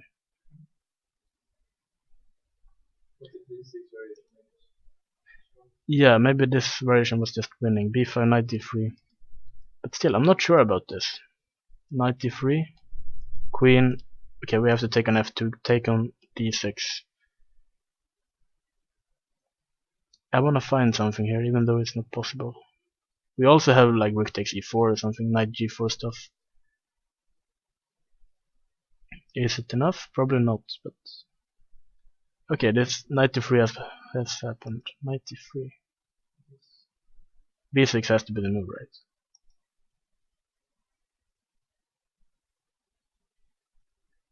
He hasn't played b6, but he's probably considering it. Definitely. Why this low on time? Okay, so queen takes d6 has to be the move, right?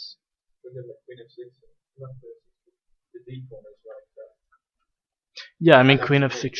Okay, not queen f6. Yeah, this pawn is dangerous, but I mean we have to create something against the king, obviously. We need something like knight g4 and perpetual checks or something. I don't really see how, but okay, let's try king g4. Probably a ridiculous suggestion, but no, not king g4. Yeah, I was trying some king f3 stuff, but no, it doesn't work. Queen g3. Okay, so b6 has been played actually, so this is probably going to be played. We need something very good here. Okay, let's try knight g4. I don't know, king e2? g2?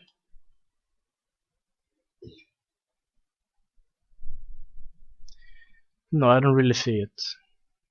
I wanna find something, but I don't see what. We can play rook takes e4 at some point, but this pawn looks really strong. Queen d7. Why queen? Ah, you're going to mate me here. I was thinking queen d8 even. I think both moves are very good.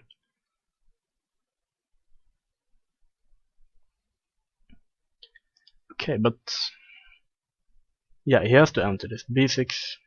This is all forced, I guess. Yeah, we don't have time for knight c5 and stuff. Or could he? Nope, he couldn't. He has to go for this. Knight c5, b7. Take, I guess. Rook takes. Rook d7. Oh, it's even mate. Yeah. No, he has to go for this. Yeah, he has gone for this actually. Okay, so b8 queen. He has to take the knight. Queen takes d6.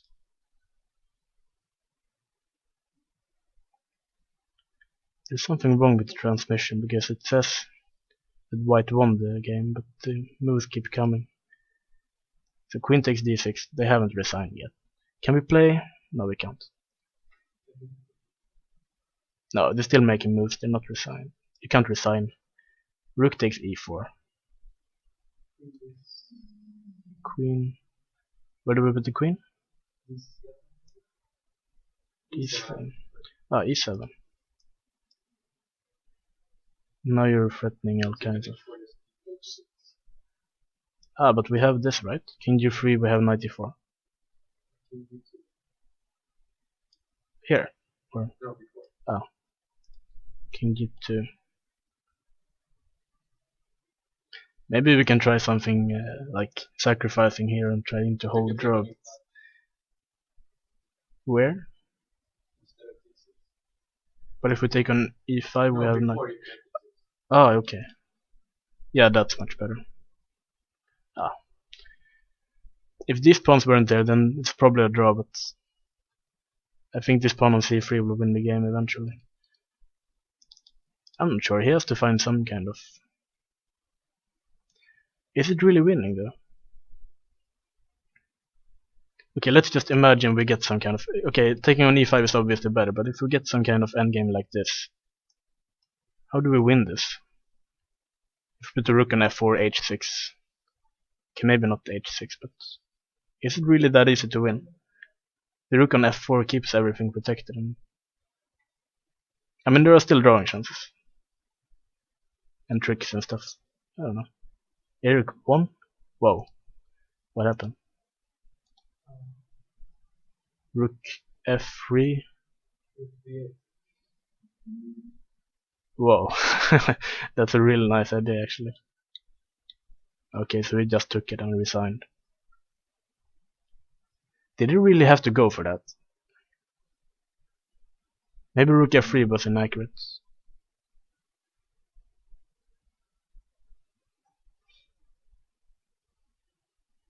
But this appears to be losing, right? Do we have anything else than rook f3? Probably not. It was this idea, right? Take, take, rook g7.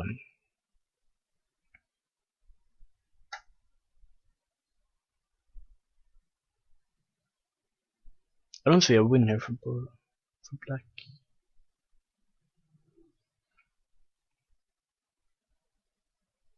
I don't think it works to take on g2. Just king takes and we only have a draw.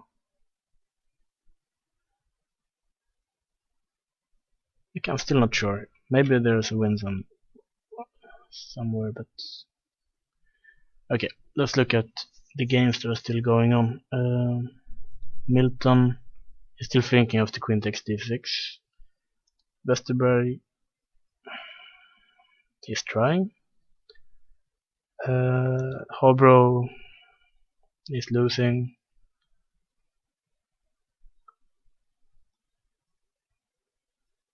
Okay, Eric is still fighting. The king is... Nah, I mean, look at this king. This has to be losing.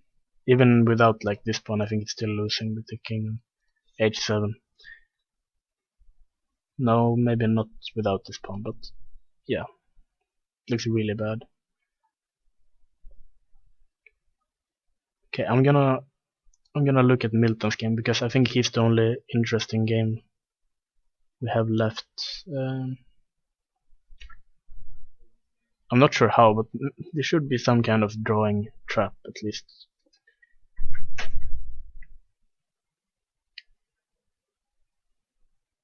Should we try rook takes e4 immediately?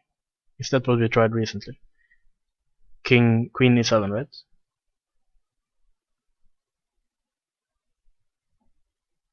Queen e7 or queen d8? Queen e7 is probably better because e5 will be hanging.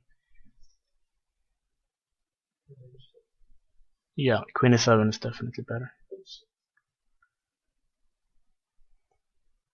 h6 then d6, I guess. Yeah, I think.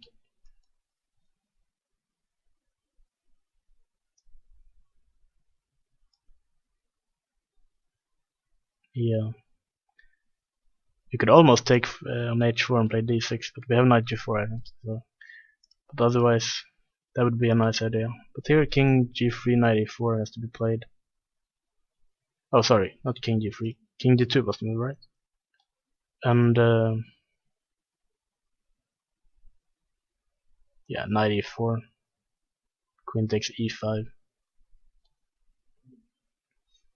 What did he play? He played knight g4 check. King g2.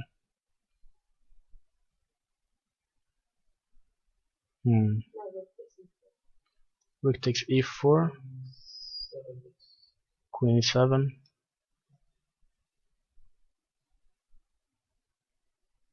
Ah, okay, he played rook e2 check actually. That's probably better because, well, the king has to go to f1, right?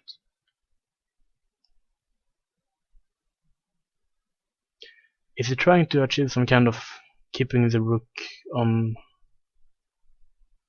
d2? Now we're threatening knight h2 with a draw.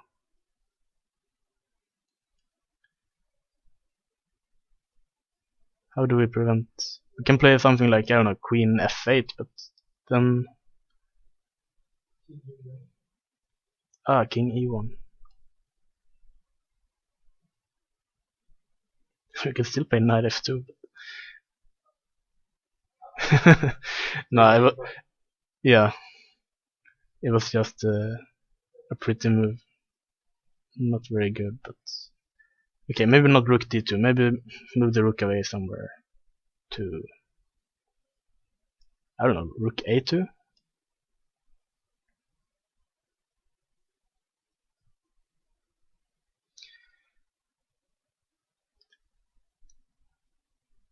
I still have no idea what's going on actually. Queen f8. Did they make a move? No, he's still thinking. Maybe rook a2 is too far. Rook c2 or b2. Or not at all, he played rook takes e4.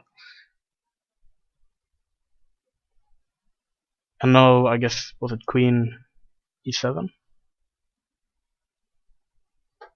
But now we have knight e3, right? So maybe knight e3, king, I don't know, king f2? We're threatening mate. Ah, okay. We shouldn't allow that, I think. Should we play? Okay, let's try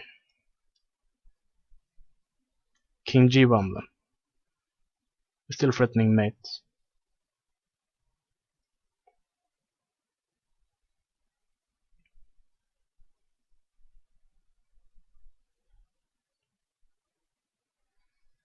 It's probably winning, but it's not so easy.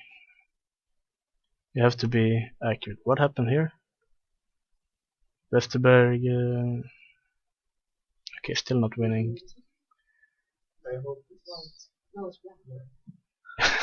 Yeah, it should be black to move.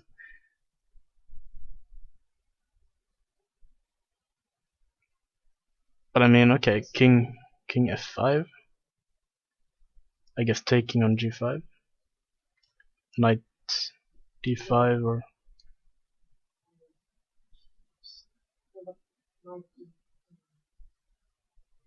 I'm gonna update. I like drawing on the board too much. King f5, he's gonna take on g5. Can you play knight e4 or is g6 coming? G6 might work. Maybe it doesn't work. Yeah, it works. Yeah, sorry.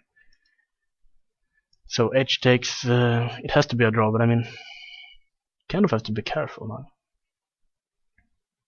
I mean, okay, knight d7 looks like a safe move. How is white supposed to enter this?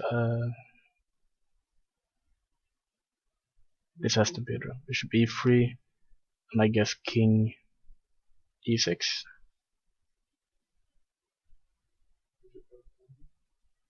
Bishop f4, king f5. I mean, you have to try king e4 or something, but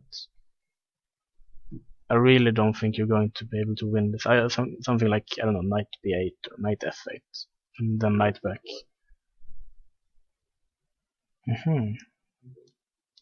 Okay, so you're going to push this, I guess.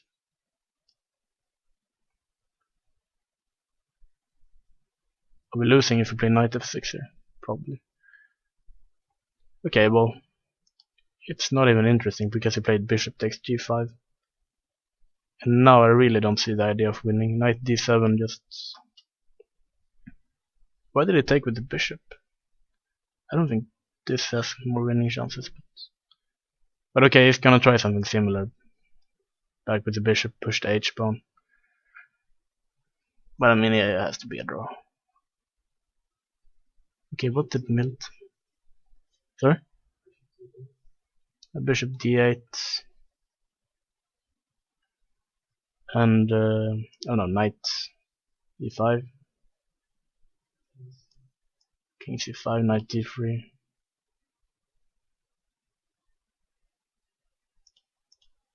I mean, I think Westerberg is going to make 50 moves and then push the h-pawn and then make 50 more moves or something like that. But yeah, okay, let's look at Milton. He has played queen e7 h6. Doesn't strike me as too dangerous, but d6, knight e3, king g1, knight f5.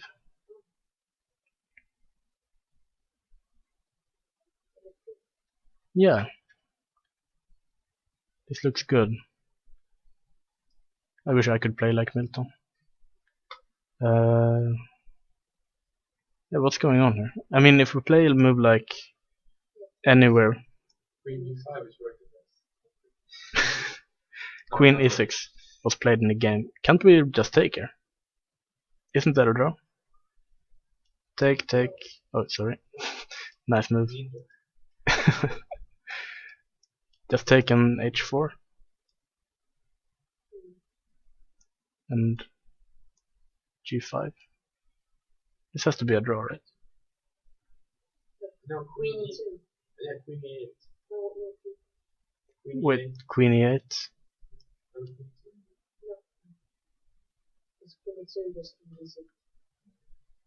But is this really winning? king back somewhere. King f5. I don't think that's winning. Knight f5, queen 6. Impressive if he holds a draw.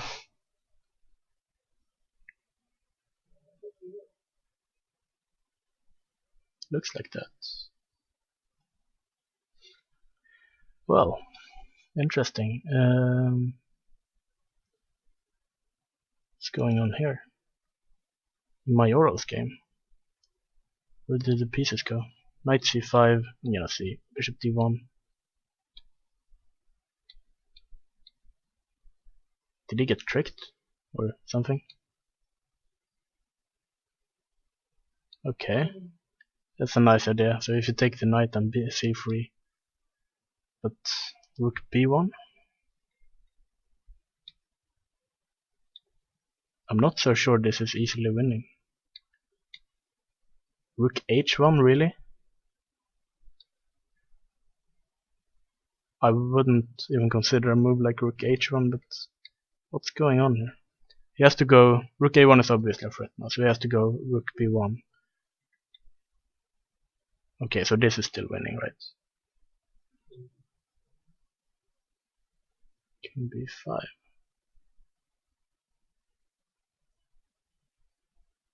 Yeah.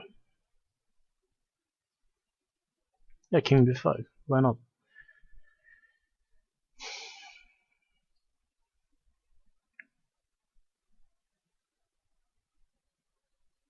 Yeah, I don't know what's going on. It feels like maybe whites are drawing now. I don't see how to keep this pawn.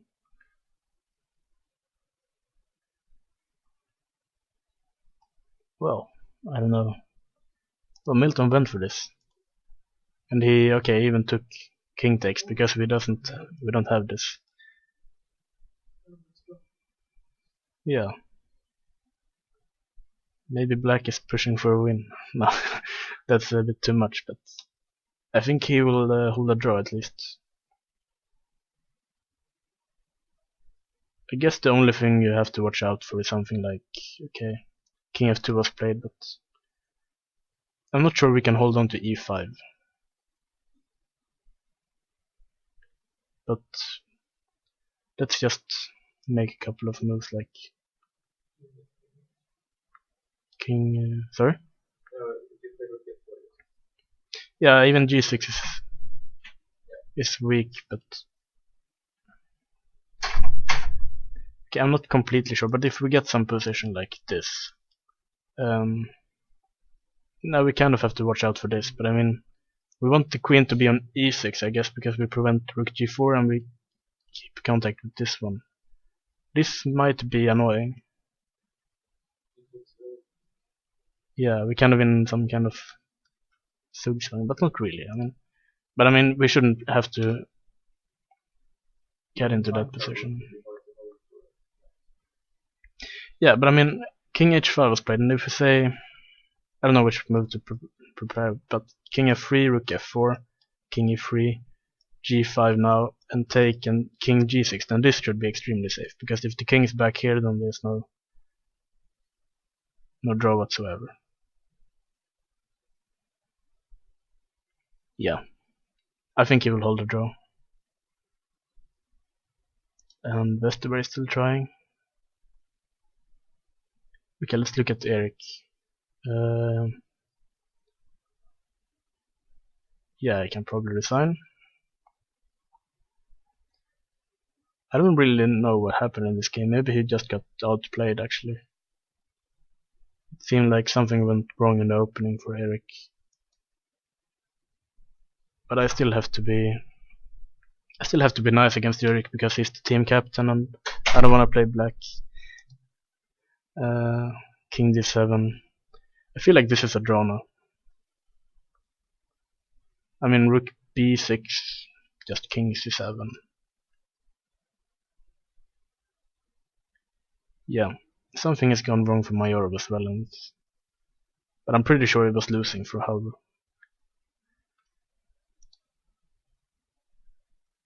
Okay. So bishop c5 and Vigne played this clever move a5. I don't even think Vesterberg is going to keep fighting in this game. Anyway, I think most games are pretty much done. I mean, Milton is going to suffer for a while, but yeah. I also want lunch. What do you want for lunch? Good question. Kebab. Kebab, okay. Maybe kebab. Yeah, I guess he will resign soon.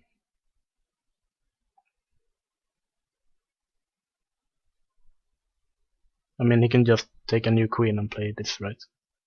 It's never interesting. Investor base a draw. This is the only. Okay, we have this endgame, so I'm gonna update. King f3.